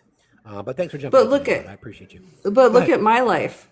For 30 years of my life, I was told I was a sinful person because I'm gay. For 30 years of my life, people have been saying that it is horrible and an abomination. And yet we're going to let this man be the most powerful leader in our country. Both me and my wife have gotten much hate from our families for being gay. And yet they're going to go back on us and vote for Trump, who's worse. So much worse. I'm really sorry about that. Well, it is what it is. It's just, where's the cognitive dissonance? They don't get it. It's very upsetting. Yeah, it's beyond upsetting. It's just we're at this point now where the events that happened in New Orleans has become politicized because the person, yes, I will. Thank you, Jess. Because the person who is now the president-elect made it so. By the way, for those of you who do not know, if you haven't subscribed to our YouTube channel, I would appreciate that. If you wouldn't mind heading over there at some point, you'll find the link in the link tree that's in my bio. Subscribe, like, make a comment. We're trying to boost that up. And then if you guys, in the future, if you want to watch us on YouTube, you can do so there. It's the same stream. We just try to simulcast because we're trying to build our audience over there. But Odd, thank you very much for being here. I appreciate you. Yep. Yeah. All right. Let's see. See a lot of friendlies. Obi, I got you, buddy. Probably bring you up in a few minutes. Thank you, Danny Raiders. Appreciate y'all. DJNY, how are you today? Doing good. How are you? I'm doing fine, thank you. What's on your mind? Well, I voted for Trump. I'm 24 years old, from New York. Okay. So, I guess you could say that's surprising. No, it's not surprising. Grew up in a Democrat household. So I got a little bit of both sides, and I consider myself independent to center. Okay. So And the question that I always ask is got to tell us why you voted for Trump. The reason I ask that question, and I have a couple of rules here. We don't okay, answer questions with questions, and if you're going to make a claim for something, I would just ask that you back it up. And I like okay, to take things one at a time. So if okay. you tell me one reason you voted for Trump, then we'll talk about that one reason and then move on to something else. So tell us All why right. you voted for Trump. Well, I think I voted for Trump, because I'd say that, like I said, I grew up in a Democratic state, and New York is good. It's great. It's a great city, but I do think that the Democratic Party has some flaws. And I'm not saying the Republican Party is any better, but I think that over the past couple of years, I know, we've been teetering Remember the from question, though, my guy. We're talking about Trump. Okay, let's. I don't want to. We don't want to monologue here. So I want you to Okay. tell me, because I don't disagree that the Democratic Party's got some issues too. But I'm asking you why you went into the ballot box and Right. you had to choose between the two major candidates, Kamala Harris or Donald Trump. So why did you choose Donald Trump? Well, I think that I chose Donald Trump over Kamala Harris because I did not think that Kamala would Kamala. do a good. Kamala. Sorry. Kamala. I have some trouble saying that. Kamala. I think that she was. I don't think she would be able to fulfill the role, and it's not because she's a woman. If Joe Biden. So let's talk about that. Let's talk about that. You think that she would not be able to fill the role? Why Right. do you think that she would not be able to fill the role? Well, watching Fill the role. watching the interviews and everything, I felt that a lot of what she was pushing out was kind of what Joe Biden was pushing out.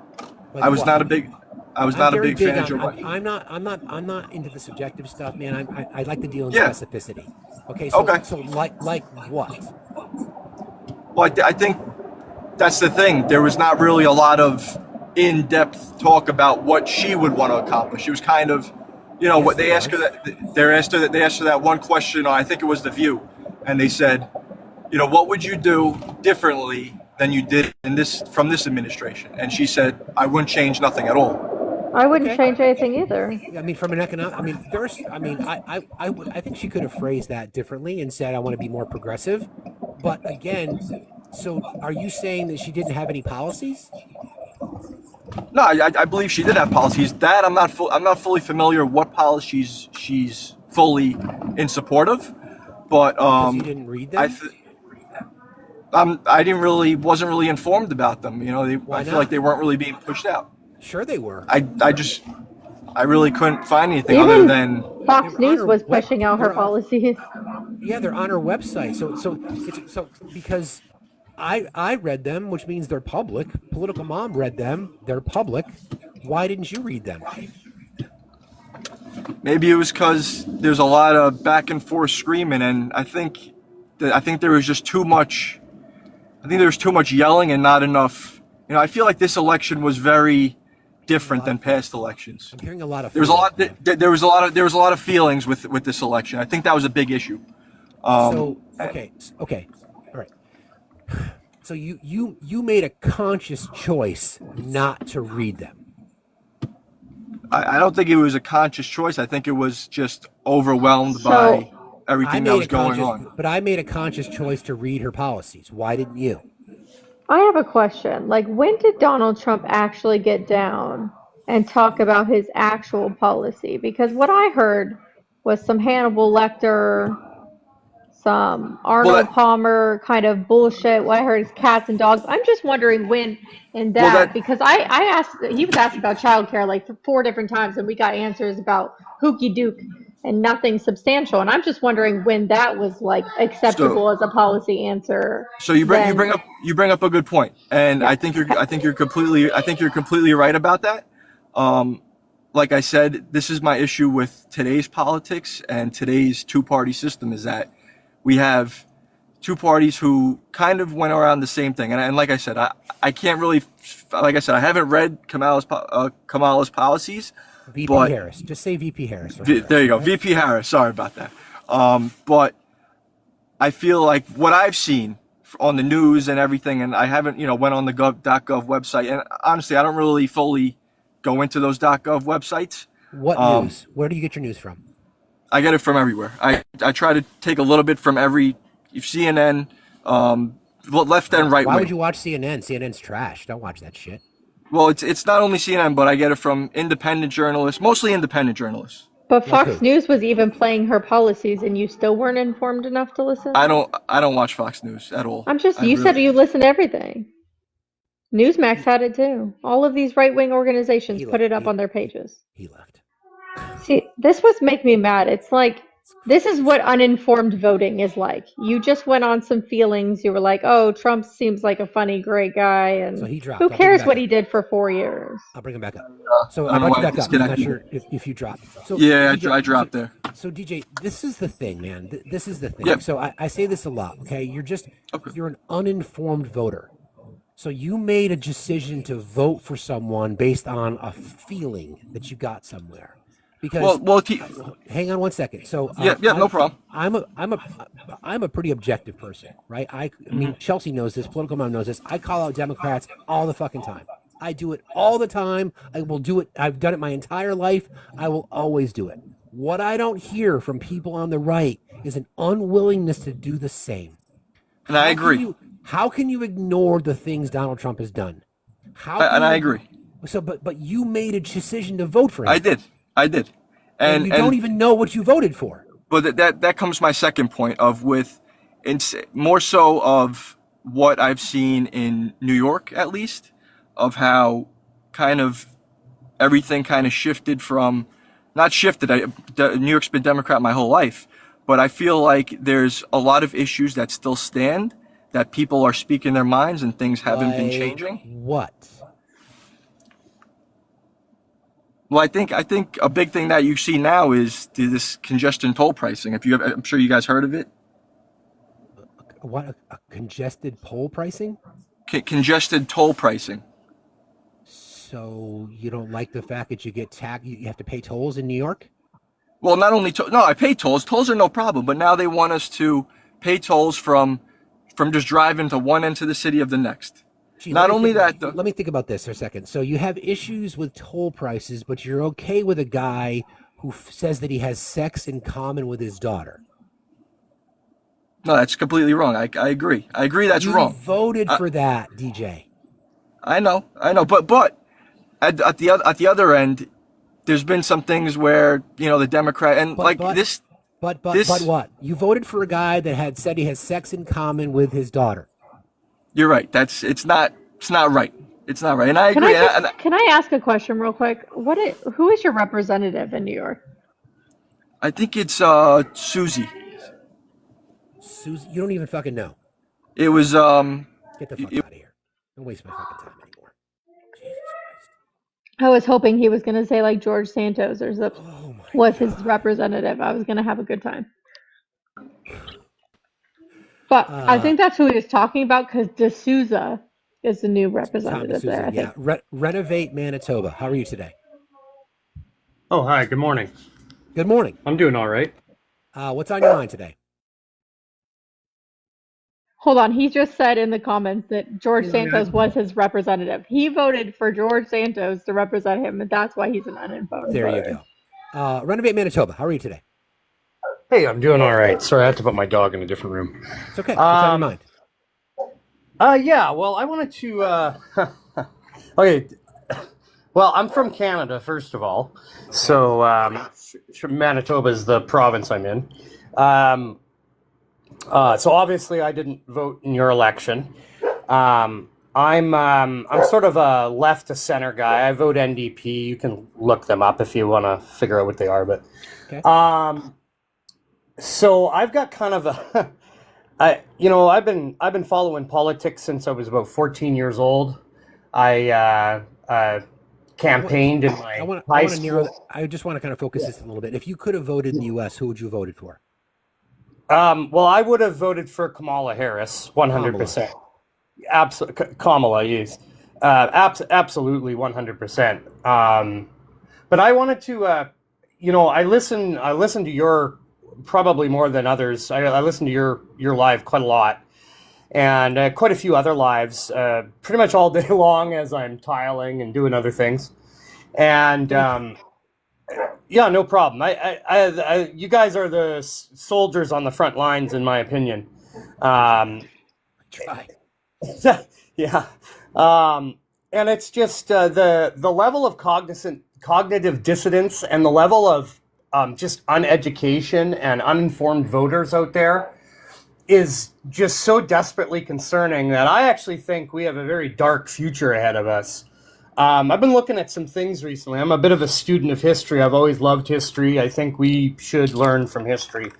A lot of things have repeated over and over again through our history as humans.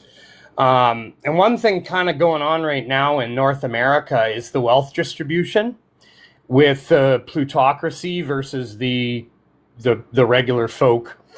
And when you actually match it up to when the French Revolution started in 1770, or 1760, 1765, somewhere around there. Please don't quote me on that. I'm not that perfect.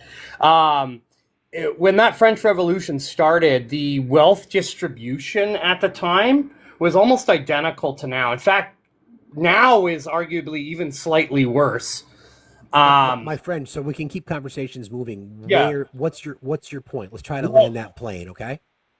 So I'm deeply concerned that I don't think this is going to be over anytime soon, and I'm actually at the point where I'm starting to question whether we can continue like this civilly.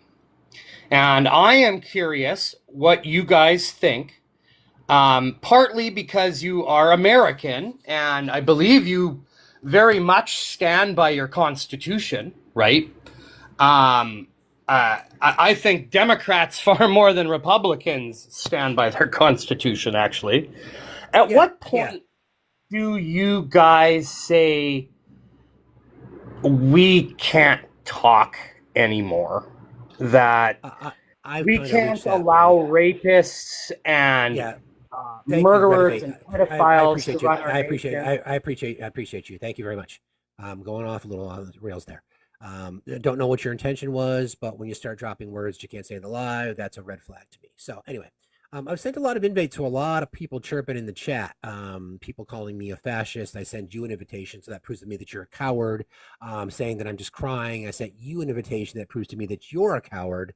So it's strange that all these tough guy cowards are out there, but they don't want to come in and have a conversation, do they? Do they? So I just got somebody in the chat in our mod chat said, "You guys like that shirt? You can either leave or be embarrassed." I kind of like that too, actually. Hi, Theory. How are you today? I'm well. How are you? Fine, thank you. What's on your mind? Great. So I wanted to talk a little bit about a book that was written in 1999 by an author of the last name of Sykes. He wrote a book that was titled The Dumbing Down of America, and it basically talks about everything that you guys are discussing in here right now. Was it Charlie Sykes? Yes, absolutely. So you've heard of it? Yeah, Yes. I read it. Yes. I'm so glad to be in the company of someone who understands what I'm talking about, because not a lot of people have heard of the book. But it's very relevant, and it talks a lot about kind of what we're dealing with right now as in America. And I think one of the saddest things that is truly happening, I used to teach military theory and science when I was active duty Air Force. I retired in 2014 after 21 years of service. And you would be surprised and amazed at how many people who actually serve in the military didn't even understand the importance of their vote when it came to voting. They just kind of, I serve. This is how I do my duty in the America that I live in. And they didn't truly understand, because if you look at our public education system, we're not bringing out a lot of people that are able to critically think, and it's not set up that way. And I think it's by design, and it has a lot to do with what the last guy, I think what his rambling was about was, saying that when you have an uneducated and uninformed public on exactly what's going on in politics, you end up with things where they do it based on feeling. And a lot of people resonate with Donald Trump because a lot of people aspire to be rich. They want to do it. Most people want to do it easily. So they don't look at the hard work and the honesty and integrity that goes into some of that. Because I guarantee you, if you went to a large base of those voters, and you gave them an opportunity to become rich, and you told them about some of the shortcuts they would have to take, they would sign up for that. And so that's where we have to look at why are we faulting, and I don't want to say this the wrong way, because I get that there are some people that are deliberately racist. They're deliberately in this antagonistic state right now because of how their life looks, and they want to blame someone, right?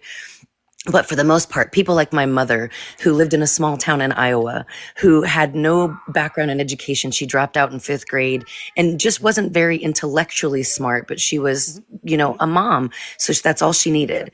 And so if she got involved in a political conversation, she would feel very intimidated. And I would tell her, Mom, that's by design, you know. And I just think that it's, yeah, and I just think that it's our responsibility as human beings to understand that not everyone that voted for Donald Trump is stupid or ignorant. They're misinformed and they lack critical thinking. And when we look at how it got there, we should actually see that, you know, some of us had a reason to get involved. And this election has actually been amazing for this reason and this reason alone. And then I'll drop. Sure. Well, hang on one second, Sarah. Let's talk about this real quick, because I would challenge your premise only in that book. Charlie Sykes also talks about the willingness for people to want to be more informed. So I don't think it's an excuse that people are misinformed. Now, when the reality of what we faced in this past election was all the information was available, all the information, we knew who Donald Trump was, we knew who he is, we knew what he was going to do, all the things that he promised. So for people to continue to say that they were misinformed, that's willful ignorance. Well, here's how they did that. I'm not sure if you guys are following the stuff that's going on in the background, where they're talking about there were 32 websites that were labeled as doppelganger websites that were actually targeting, you know, the uneducated and the extreme conservative families, where it was Russian propaganda. And if you look at how that plays out, it makes them very leery of any type of stuff that's coming out from the opposite side of that, because it goes in and it makes them feel nice and cozy, like a warm blanket, and they're believing these things because they can actually see it. And when you look at the psychology behind it, you see the fact that when people are brought into a specific mindset, it's really hard to change that. And when they get this whole process of, I don't know who to trust, they trust people that sound like them, that have smaller word usage like them. And if you think about Donald Trump in any type of educated conversation, they're very small words. And education sets us up that way. So when you're getting A's, B's, and C's in school, it's actually a psychological warfare for you, because if you're not getting A's, you think that you're intellectually inferior. And just because you understand the material that you're reading enough to pass a test does not mean that you're educated. And it doesn't mean that you truly understood. You truly understood the information that you were taking in. I can put quantum physics in front of the average person and they're going to go, do I understand all these words? Absolutely. Do I have a clue about what it means? Not a freaking clue. To blame? But who's to blame for that theory? See, I have a belief. I have a theory on that, because I think the intention of the right for decades, one of the reasons that they go after public education is because they want to keep the electorate misinformed and ill-informed. Right? You're absolutely right. There's a reason that Donald Trump says, I like the poorly educated. I mean, this is all part of the strategy. It's no different than what they did with the court system. It's no different that they did with immigration, targeting and scapegoating brown-skinned people. They want to keep the electorate stupid. So then I ask the question, it's a choice. If people are willing to go and find the information, it's available. If people are willing to step outside, because there's no other way to describe it. Nobody wants to be told they're in a cult, but there is no other way to describe it. I've spent so much time researching this. I have a friend on this app, the Knitting Cult Lady, who was a cult survivor, who talks about this all the time. What we see from MAGA loyalists in particular is cult-like behavior. So we have to stop separating. I mean, we can include everybody who voted into Trump into two distinct buckets. They either didn't care what he did and all the things that he's done, or they weren't informed by the things that he's done. Neither of those is an acceptable excuse. Neither. I hear what you're saying, and I don't disagree with you that there is a small formation of those type of individuals. But here's what I will tell you. When I'm trying to help my family who thinks that I'm like the smartest person on the planet. And trust me, I am barely reaching that limit where they think that I'm at, right? But when it comes to not understanding something, I'm not ashamed or embarrassed to stand in front of a room of people and go, hey, can you make that make sense to me? Because I'm not understanding your big words. But a lot of people have felt so intimidated their entire life, whether it's the education system that started that or family members that kind of laugh off things that they're trying to explain but don't quite have the articulation to do it. They stay silent, and their silence is an acquiescence to the ignorance, but only in the regards of, if you give me something to read and I don't understand it, I now know nothing about where to go to further understand it, except for somebody that I think is smarter than me. And most of those people that are smarter than them tend to lean in those same circles as the ones that you're discussing. So now they get trapped. Well, I think just most of it is willful ignorance, to be honest. I mean, voter disenfranchisement is real. We know that. I mean, we think about how the shift in the traditional voter of the Democratic Party used to be blue collar. You know, it was Rust Belt, competent Rust Belt. It was rural voters, and messaging and a lack of connecting with rural voters has disenfranchised a lot of those voters. So they went to the right, and the right took them in, said that we will take care of you, we will protect you. Meanwhile, behind the scenes, they're giving tax cuts to billionaires, they're cutting social services, they're defunding education. So those, again, primarily white rural voters have been a large subset of our population that have been disenfranchised. Again, I go back to this. We'll use your mom since you brought her up. Yeah.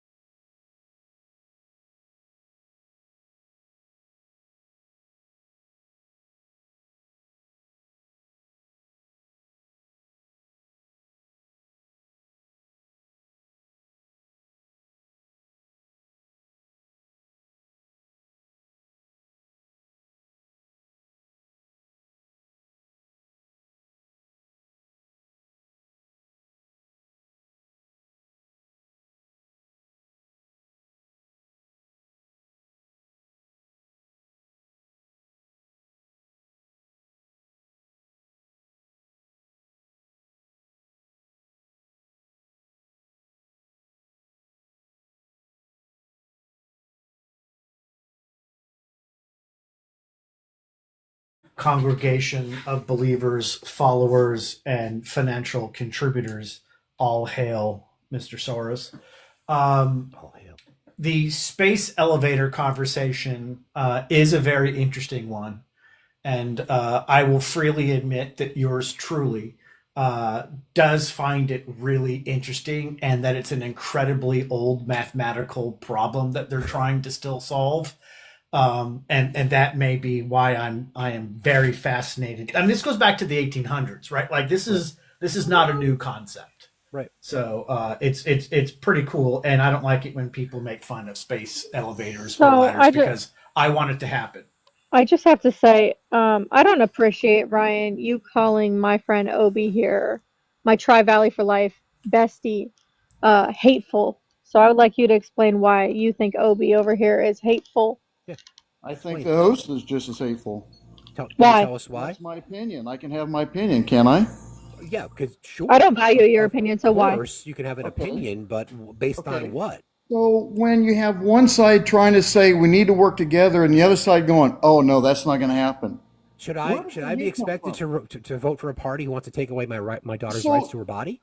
So when you go to an extreme and don't go to educate yourself and just think one way and one way only, that keeps you so close-minded, it's stupid. How are we not educating ourselves? How are we not educated? You're thinking one line. Have you ever in your life looked up anything on the other side of what's wrong with what you believe? Absolutely. Absolutely. And you found absolutely nothing wrong. No, I found some never stuff said that I don't that. agree with. Well, why are you only on here bitching about the other side and not your side to make it better? Because again, Ryan, let's try to unpack this. Don't move the goalpost either. Oh no, we won't. We'll just tell give you me that a we have no chance. power right now. Just give me a chance to explain, Ryan, okay? What I see on the right, and I've been paying attention to this for a very, very long time, is a party that, and we'll just use the most recent election, won the election based on hate-filled rhetoric, lies, misinformation. Can I please finish what I was going to say, Ryan? Let me finish. Can I please finish? Can I please finish? Because if you don't want to have a conversation, you can just leave. Oh, I can. Go ahead. Okay, so then just be quiet.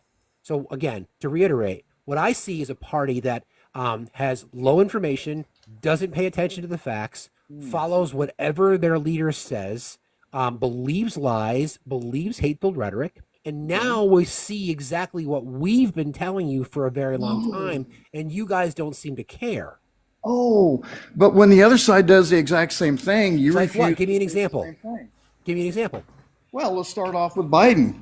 We were telling you for 3 years the guy is starting just to lose it off just a little bit. And I said the same thing. And I said the same thing. The Her report comes off and says Biden's making $8 million off the files that he shared with the guy that wrote his book. But yet That's you guys not it, Ryan. That's just not in there. It's not even in the report, Ryan. No, it's not. No, it's not. Yes, it is. It's in the No, page it's not. 200. Stop Yes, fucking it is. lying. Stop. This is the problem. I'm giving you the page area. He talked about it. It was to me even then. brought up in the Senate. So, or whatever stop. the meeting Okay, was when so her this was on the. Stop. Let me finish. Stop. I Stop. let No. you finish. You Let made me a claim. finish. You made a No, claim. I am. You made a and claim. let me finish. Stop. I'm going to Stop tell you talking. exactly where it came up from. When they had the hearing and her was sitting there, he was asked about it and he was asked to quote it. It was in the low 200 pages. You just said that in the Her report it said that Joe Biden made $8 million. I'm not even finishing. You want to mute me?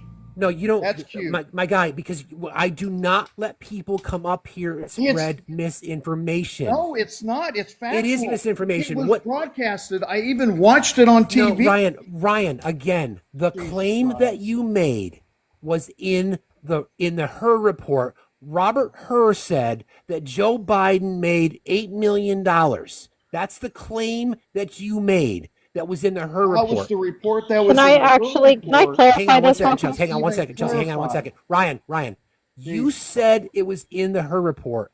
I read the Her report. I know Obi-Wan. Low 200s, and it's in there because Can I tell you where it came from? Sure, go ahead.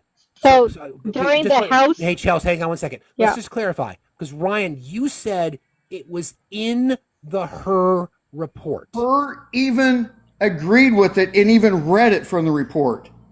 Once again, the claim that you made. about Hold it, on he one said, second. yes, that was Guys, true. hold on a second. The claim that This is you what made. happened.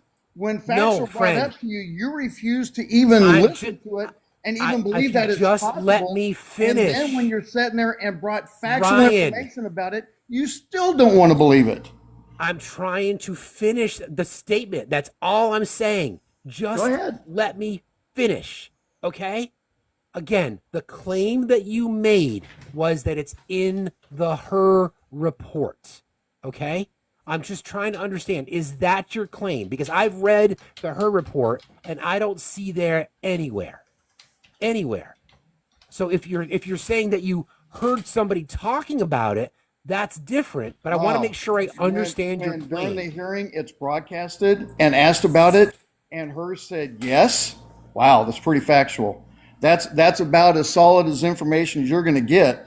Okay. It was broadcasted on all 3 major networks. I sent you the information. I don't have it. It's behind a paywall, Chelsea. I don't have that. Oh, hold on. Let me go ahead and do it for you.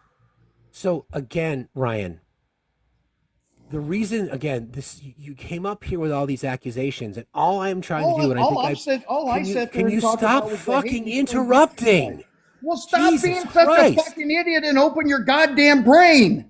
Stop being so close-minded. Why are you so scared, soft, and Why weak? are you so close-minded? You're from Kansas, right? Why are you so scared, soft, and weak? That's what I want to know. Answer my. It's okay, Greg. Let him go. Why are you so scared, soft, and weak? You're from Kansas, correct? Kansas? Are you from Kansas? I thought you were from Kansas. Okay, then my mistake. So I just want to know why you're so scared, soft. Not your first one so far this morning. Yeah. Am I talking to you? Jesus I don't think so.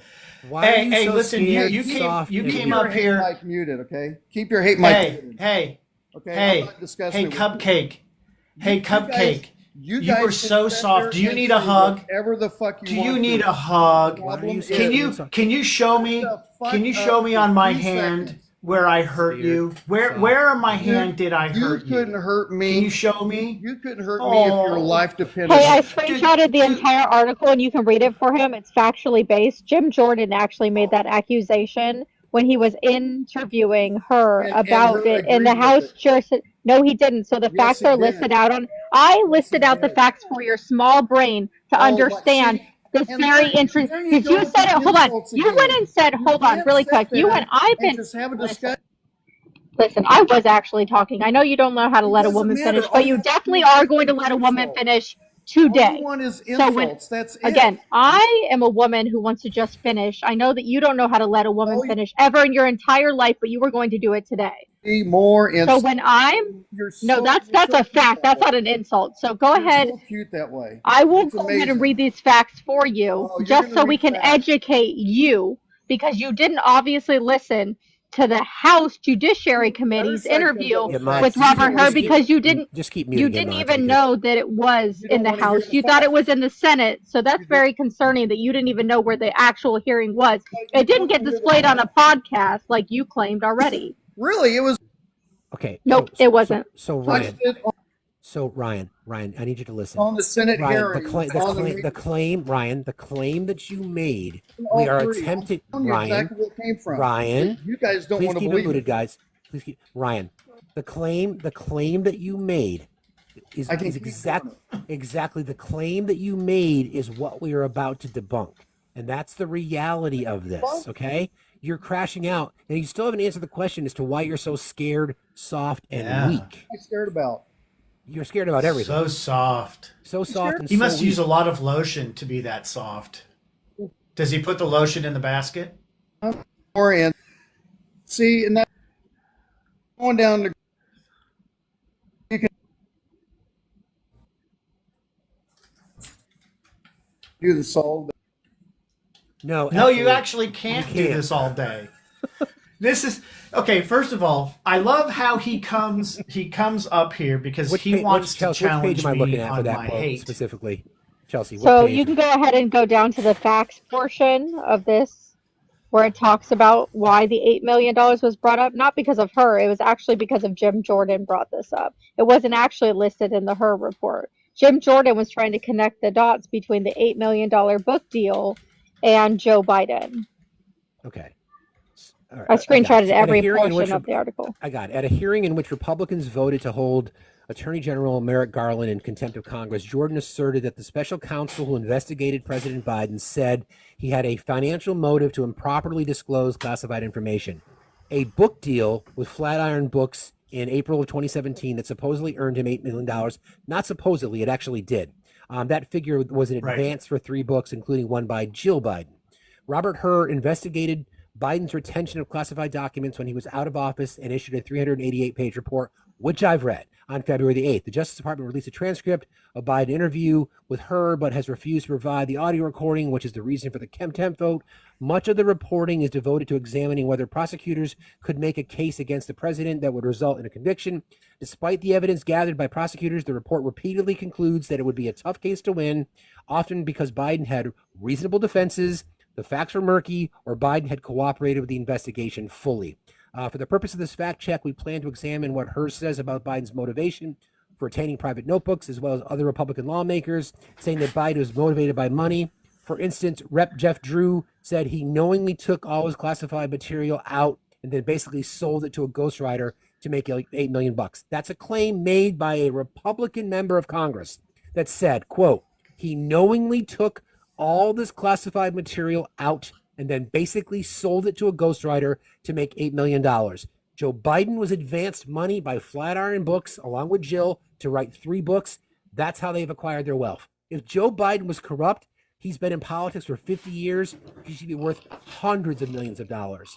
He's worth like 20 from speaking engagements, book deals, etc. Yep. So again, it continues. The facts. At issue are notebooks that Biden kept on key meetings that he was vice president. The report says, quote, the evidence shows convincingly that Biden knew the notebooks contained classified information. Yes, we know all this. But the report says that Biden could credibly claim he thought his notebooks were credibly claim in the report that he thought his notebooks were personal property and that he was allowed to take them home after his vice presidency. For instance, the report notes the Justice Department took no action after it was discovered that former President Ronald Reagan had kept 8 years worth of handwritten diaries that contained classified information. In his interview with Mr. Hur, Biden brought up the Reagan example. While he was still vice president, Biden began to work with a ghostwriter, Mark Zwanziner, on a book, quote, Promise Me, Dad, which covers a 14-month period of his vice presidency during which his eldest son, Beau, died. This was one of the books in the 3-book deal with Flatiron that paid him that money. Quote, from approximately April 2016 through February 2017, Mr. Biden worked with Zwanziter to outline the book and draft a proposal to submit to the publishers. Zwanziter began interviewing the Bidens for the book in the spring of 2016, and then the manuscript was finalized in the summer of 2017 after Biden was no longer vice president. The report says there's evidence that Biden on 3 occasions may have disclosed some information to Zwanziter who did not have clearance, but the report says we do not believe the evidence supports charging. The report says there is evidence that Biden, that's the same one. As a result, we conclude the evidence does not establish that Mr. Biden willfully disclosed national defense information. Thank you very much. So the only Shut one the that fuck tried up, to you little tie troll. the $8 million was not her. It was Jim Jordan and another member of the Republican Party who brought up the $8 million to try to tie it. It never came out of the Hur report. When Hur answered that question, Jim Jordan asked specifically, do you think that these two could conclusively be tied together? Robert Hur then said, it could be, but the evidence then shows all of this. That is what he answered. Exactly. And there's actually even Yeah. audio. Joe Biden kept classified documents for $8 million book deal, according to Jordan. Robert Hur himself says in the report, no, it's not in the report. So again, you weak-ass cowardice snowflakes, this is what you do because it's all you've got. Yeah. I hope you were listening, Ryan. Keep in mind, people, that the speech and debate clause allows any elected official to lie during an official act. They can literally be in a committee hearing and lie and then write about the hearing and lie, and it's legal because of the speech and debate clause. So the problem for Ryan is that he read something that was written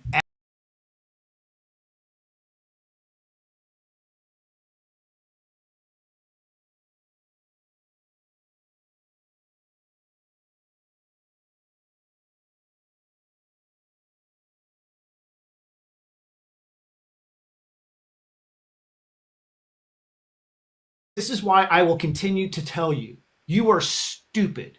And this is not being hateful. It's just a fact. Because if you really wanted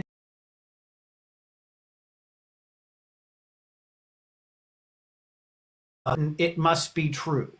This is Now, I our also proof have that a bridge in Merrick Brooklyn Garland I'd like to is sell. politically biased. So Scott, This is our proof that Merrick Garland So is Scott, politically Scott, biased. how are things in Priscilla's life? Do you have a good time over there? Yeah, they're basically a terrorist cell over there. Okay, we're not going to I say. asked them to kick Do me you, for do you have something that you'd $5. like to?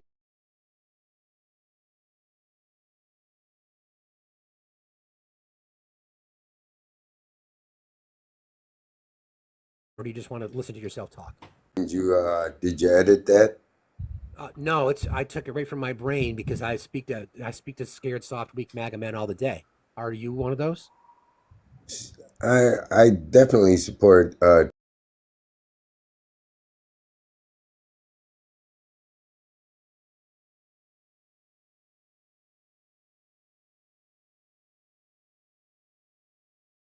them. I'm trying to get at what you were doing with that picture back there by defaming a person. That's not here on defamation. It's not defamation. Absolutely. It's a question.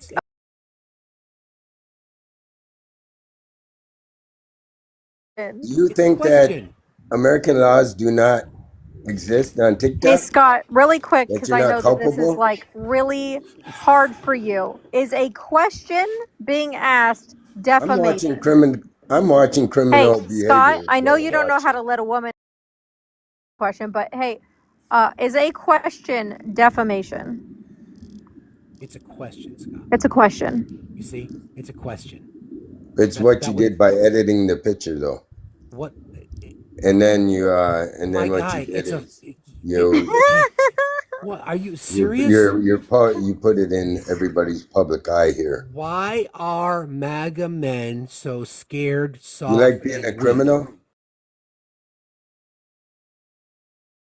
So can you answer? No, it's what you did by editing the picture. So I edited the picture. So what? That's not defamation. Yes, it is. No, it's not. If you take an actual, You're Let's see if you bending can the answer the truth. question, Obi. So Scott, what Very is defamation? deceitful. What Very is defamation? deceitful. What is defamation, Scott? When you attack somebody's credibility with lies. Did I attack somebody's credibility? By doing that to the picture you did because you are very Scott, it's a question. It says, why are MAGA men so scared, soft, and weak? It's a question. What would make you assume they are, by the way? But let's get to they where are. you're going with this. Because they are. I'm here to prove you wrong. Okay. So do you think it's okay that a father says that he has sex in common with his daughter? Well, there should be a lot more to it than that, isn't there? Well, that's what Donald Trump said. Do you support that? I'd have to know a lot more about the situation. He said that he has sex in common with his daughter. Would you like me to play the audio? how do you need more information than that? If I heard that, I would lose my shit. That's wild. That's an example. That's an example of why you're scared, soft, and weak. So no, absolutely. Oh.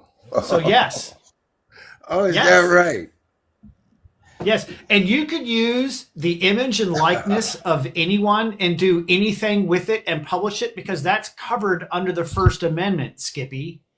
And also, the First Amendment is about the government infringing on your rights. We, as not the government, can do whatever we want on a social media platform because you don't have any First Amendment protections here. I'm going to go because with you. Let's pretend you're right. are scared, soft, and weak. I'm You gonna don't go with even you. Let's pretend you're understand. right.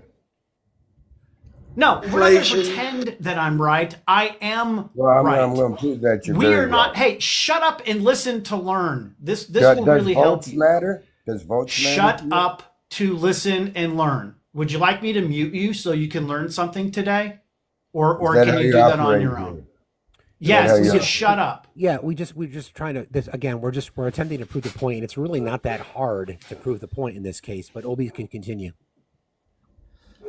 Here's the deal, right? You came up here acting as if an actual photo of President-elect Trump, which is an actual photo, is somehow defaming him. That is an actual image of Trump.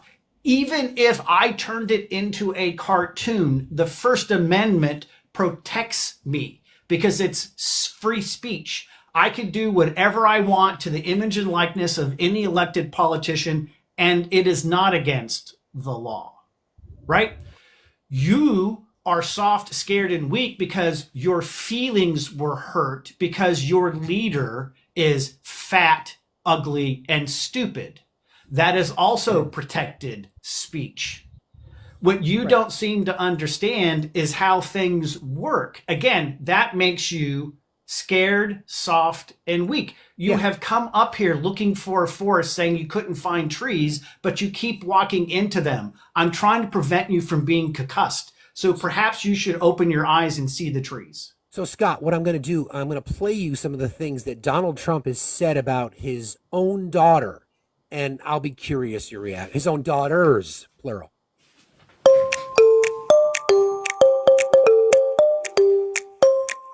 It would be really disappointing. Not really. But it would depend on what was inside the magazine. So the question was asked about whether or not, if he supported Ivanka posing for Playboy. And he said, well, you know, it could be okay. And, you know, I guess it depends on what was in it. I don't think Ivanka would do that inside the magazine, although she does have a very nice figure. I've said that if Ivanka weren't my daughter, perhaps I'd be dating her. You know? Stop it! Oh, it's so weird.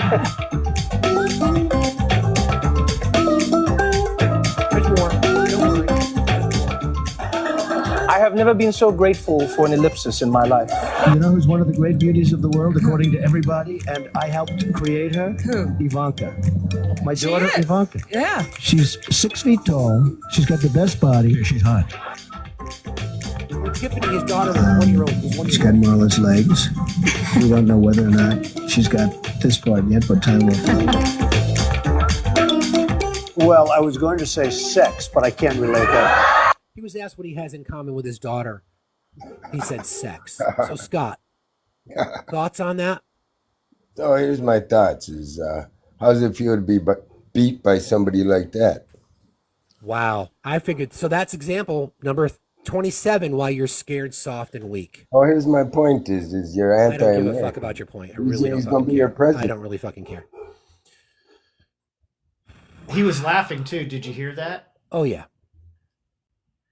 By the way, I just want to say this, and I'm not saying that someone needs a friend, but I am saying in the last few days on my Slash your pride. Have been all of these puppy pictures and photos of puppies who were recently born. It is really hard. Man, listen, let me finish. I'll be kicking you out of the club. Hold on. Just wait. Let me finish. And then I saw this Anatoly Shepherd. And I thought, do you need like a horse license to own this animal? Have you seen one? No comment. It as a 1 year old, it was already 175 pounds. Isn't that like a large animal? Don't you have to be like some kind of a licensed farmer to have this?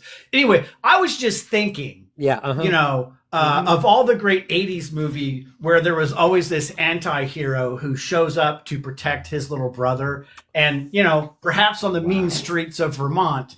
So I thought we were friends.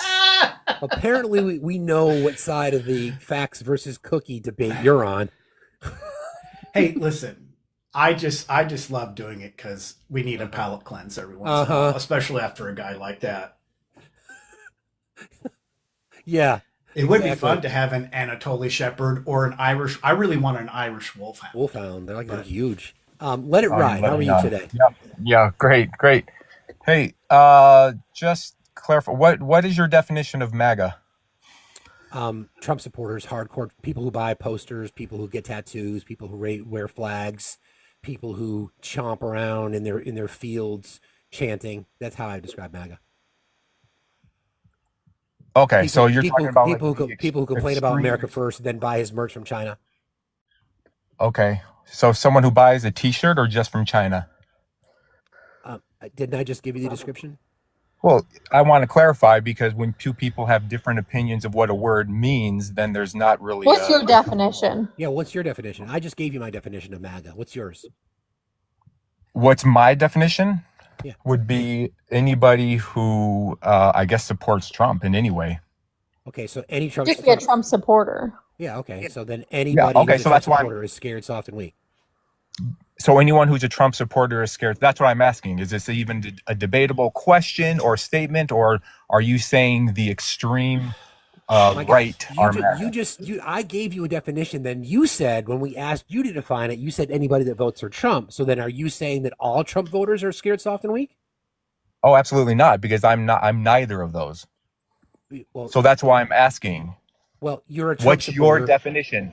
What's your definition? I just gave you that. So if you're are a you MAGA, are you saying that I am a MAGA if I support Trump? Yes or no? Yes, and that you're scared, soft, and weak.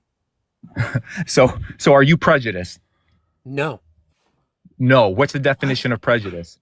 I'm not prejudiced. You're scared, What's soft, and weak. your definition? You're a MAGA. So you are MAGA prejudiced. Man. No, I'm not. I don't yes. tolerate. What's your definition of prejudice? No, I don't tolerate ignorance. You're proving my point. So what's though. your definition? You're taking anecdotal evidences and you're generalizing an entire group of people. Over half of America who voted for him are not MAGA. Half, my guy. Not half. Yeah, you turn the up. population of America. Again, you're proving my point. Of those who voted, genius. Not true. Yeah. Got less than 50% of the vote. Once again, you're proving my point. Scared, soft, and weak. No. Would you like to? I'm not scared, soft, or weak. You're dumb, stupid, and a liar. You are making a generalization, and you're proving all. Yeah, you're proving what libtards are. Keep going. See, again, right there is a prime example of why you're soft. No, I'm not soft. You are soft right now because you're taking something that was asked in a you're taking something that's asked in a question, and now you're getting all in your fifis about fucking libtards and stuff like that. You're getting all in your feelings about a question that's being asked. Did he say libtard? Because I'm yeah, you better boot. Okay. I want to know why his account is private and why all these guys come up here on private accounts and then try to tell us they're not scared. If you're not scared, don't have a private account. Can you imagine? Think about this. You see a background that triggers you. You immediately request up because the background triggers you, and then while you're being scared, soft, and weak, you attempt to try to convince 1,500 people that you're not scared, soft, and weak. Yeah, I mean, listen, I have thought about this a long time. I don't know if I've ever seen a background. No, it's crazy. I've never seen a background that triggers me unless it's food. Like food triggers me, right? If I see something delicious, I'm going to watch that whole video because by the way, I went to see A Complete Unknown last night, the Bob Dylan movie with Timothy Chalamet, and I'm a big Dylan fan. It's fucking great. It is great. And for a lot of you who don't know Bob's story, I think he speaks to a lot of things that in a way we're kind of dealing with now in a little bit. You know, he was packaged as something, and then expectation was he was going to remain that something. And then he said, I don't need to be that something. I want to be what I want to be. It's great. I would recommend it. But on that point, when you have this and someone literally comes in and says, I'm not fucking scared, soft, and weak. I'll fucking show you scared, soft, and weak. I mean, come on. It's not 3v1. You could literally come up here and be like, you know what, host, I want to have a conversation 1v1, and it would literally happen. Anthony and I would sit back and listen to it. Absolutely. The thing that makes me really mad is that people, can we just go over the fact that like half of America did not vote for Donald Trump? Like, can you just please go through that? Because like that is so irritating to hear. Landslide, all of that didn't have to happen. If we compiled all the votes that went to Kamala Harris and Chase Oliver and Jill Stein and other people, then he got less votes. Anyway, Z Fern, how are you today? Good. How about you? I'm doing fine, thank you. What's on your mind? I mean, I just wonder, I guess, why do you guys care so much about MAGA men? I mean, well, it's women. I swear, I see the same like 15 people. I mean, and it's like your emphasis on like MAGA men are stupid, MAGA men are weak, MAGA like. Okay, and MAGA men and women are stupid, weak, and soft. Y'all love us. Why do y'all love us so much? That's what I can't wrap my mind around. Like, why do y'all love talking about us so much? Because trust me, I don't, bro. I think you do. No, it's because they are. I mean, I know the truth hurts. My background like wasn't put even these this triggering until you guys came up here all soft and fucking emotional. you put these like triggering posts to like get like a shock factor from like MAGA men. Like, Okay, you let's just show like what why our not just like actual I really topic want to was of talk the to day MAGA today. men. Yeah, well, I see, really want to that talk to MAGA men, so I'm going to try and no, trigger that them into wasn't the talking to my me and guy. being friends with That me. wasn't the topic of the day. I'm not But your we, guy. I'm no, not I know your you're not. Okay, guy. Mr. Emotional, this Sorry. was our topic today. Yeah, this was our Is this topic. So we were triggering to talking about you? this. Does that trigger you? No, none of it is. I'm Then just have a happy. fucking Yeah, conversation. then Then have a be a fucking conversation. big man and have a conversation. Why show the world that you're scared, soft, and weak? Why? What do you guys want to talk about? Let's talk. There's a topic literally behind you, and you could literally pick one that you want to talk about. Yeah, Trump's priorities: raising prices, helping Putin, raising your taxes, and then replacing lazy Americans with skilled immigrants. Would you like to pick one of those? Can you move your head, good sir? Replace lazy Americans with skilled immigrants. That's HB1 visas. Yeah, what about them? Are you in favor of them Are you or in favor of against that? them? Sure, why not? Yeah. Were you in favor of them before Trump told you to be in favor of them? I mean, I'm in favor of anything that's going to reignite American exceptionalism ideals. Yeah. So. And what would that be? America, striving to be the best. Like America first? Like America striving to be the best, whether Why it would be, why would it's exposing industry, cheap labor be good for America? industry specific, or I mean, you sound like a You'll get- uninformed. You sound like an No, uninformed. no. MAGA Why would exposing political. cheap labor be great and beneficial to put America first?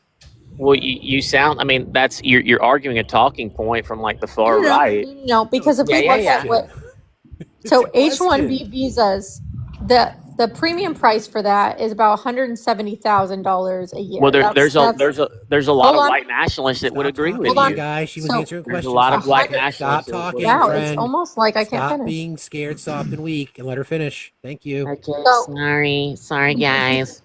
Because you keep calling me ignorant. So the average salary for an H-1B visa would be $175,000, I think. Now, if somebody was coming out of an American college with the same skill set, they would be looking at like $300,000 in a salary. So we're just exposing cheaper labor. So, Fern, again, do you now support immigrants replacing American workers because American workers are lazy and unskilled, according to Vivek Ramaswamy and Donald Trump? And So, do you now support immigration?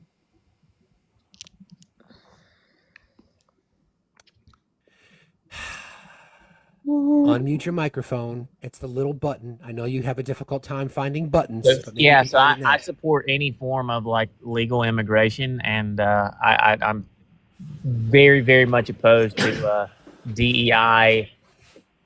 What is So are you DEI? okay with cheap labor in order to not put America first? So I'm okay with cheap labor. No, I didn't say that. You did. No. I asked you originally, and you said, yeah, It's a that was question fine. she asked you. Exposing cheap labor. Are you in favor of that? It's a question. Am I in favor of? I'm in favor of getting the job done exceptionally. So you don't care about America first, then? Exceptionally. Well, I mean, maybe you should go chat with your far right wing white nationalists. I mean, that's what you sound like. You sound like a white nationalist. So Why? Because I'm asking questions about why you think you're America first, and then not be America first. Well, you don't care about it. No, I don't think lazy my guy, people. How about this? Let's start again. Okay, let's start again. What did you have for breakfast today? What did I have?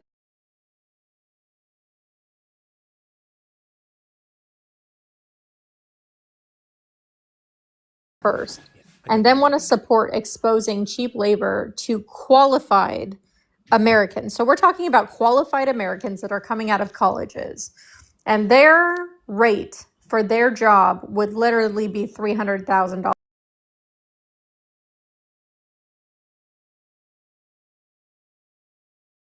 $75,000 a year too. I'm going to bring up one more guest, guys. Let me push back on the cheap labor comment Yeah. as somebody who works in this industry. People coming from India don't come here for $175,000. That has been a myth. That is the same Ronald Reagan welfare queen thing. That is we got to stop with that talking point. People with a master's degree with X amount of years as an engineer is going to make a prevailing wage, especially in the state of California. So when I went right? and looked at and it's not. No, go ahead, Anthony. Sorry. Yeah, so in finance, right, which is where most of them are going, they're going to start around 190K to start, and that's with somebody with no experience. If they've got a PhD, right, they're going to start around 250 to 275,000, right? And I don't care about Texas, right? I'm talking about in finance, which includes Texas. So I know people want to say things, right? But unless you've been in a position where you've actually hired people or interviewed people or been a part of a corporate HR process, you don't know what you're talking about when it comes to these visas. Specific, because this was specific to engineers coming from India. And yet, the actual problem isn't people from India coming because they have master's degrees and they understand maths and science. It's the fact that we don't teach maths and science in the United States, and we don't require students to be at a particular level. In India, a bachelor's degree is like graduating from high school. A master's degree is like going to college. If we had that here, there would be no need to have that visa program. But because the GOP continues to defund education and literally dumb down its electorate, we have to import labor because they're the smarter, more qualified persons. I totally understand what you're saying. Yeah. I like the pushback, but the reason I was saying the 175,000 is because, like, when you look at H-1B visas, the average salary is 175,000. Let's get to our last guest. Yeah. Chef Dan, how are you today? Okay. I'm actually very, very well. I'm not an op. I just wanted to ask if you guys had seen the Stephen Spoonermore duty to warn letter and the subsequent statistical data that's been coming out of Arizona and all of the swing states. It looks like there may actually be some irregularities, statistically speaking. Who was that? Stephen Spoonermore. He's the guy who discovered the irregularities in the 2004 Ohio election, the presidential. He put out a letter just after the election saying that there were a lot of vulnerabilities in the voting machines. And I know how I sound. I know. Believe just want to me, be I know. careful, friend. I really want to be careful. I'm just, out of due respect, I would rather not get into that.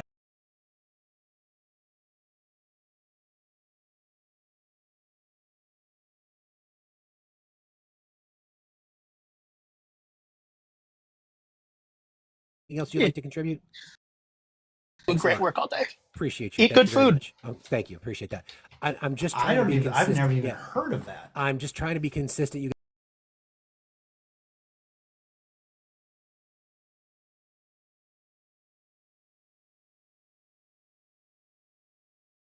Elon and Starlink and the criminality, and they can prove it, then let's go. But let's please be careful, okay?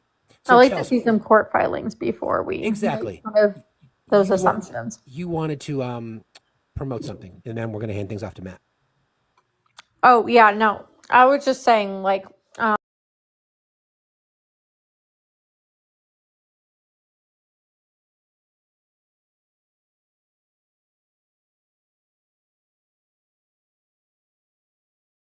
some health dollars, and so we are just trying to raise money. His Cash App is in his bio.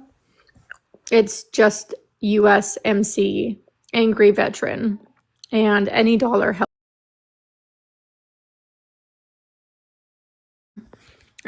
It will be posted in the Discord. Every dollar that goes in, every dollar that goes out. Sorry. Yes.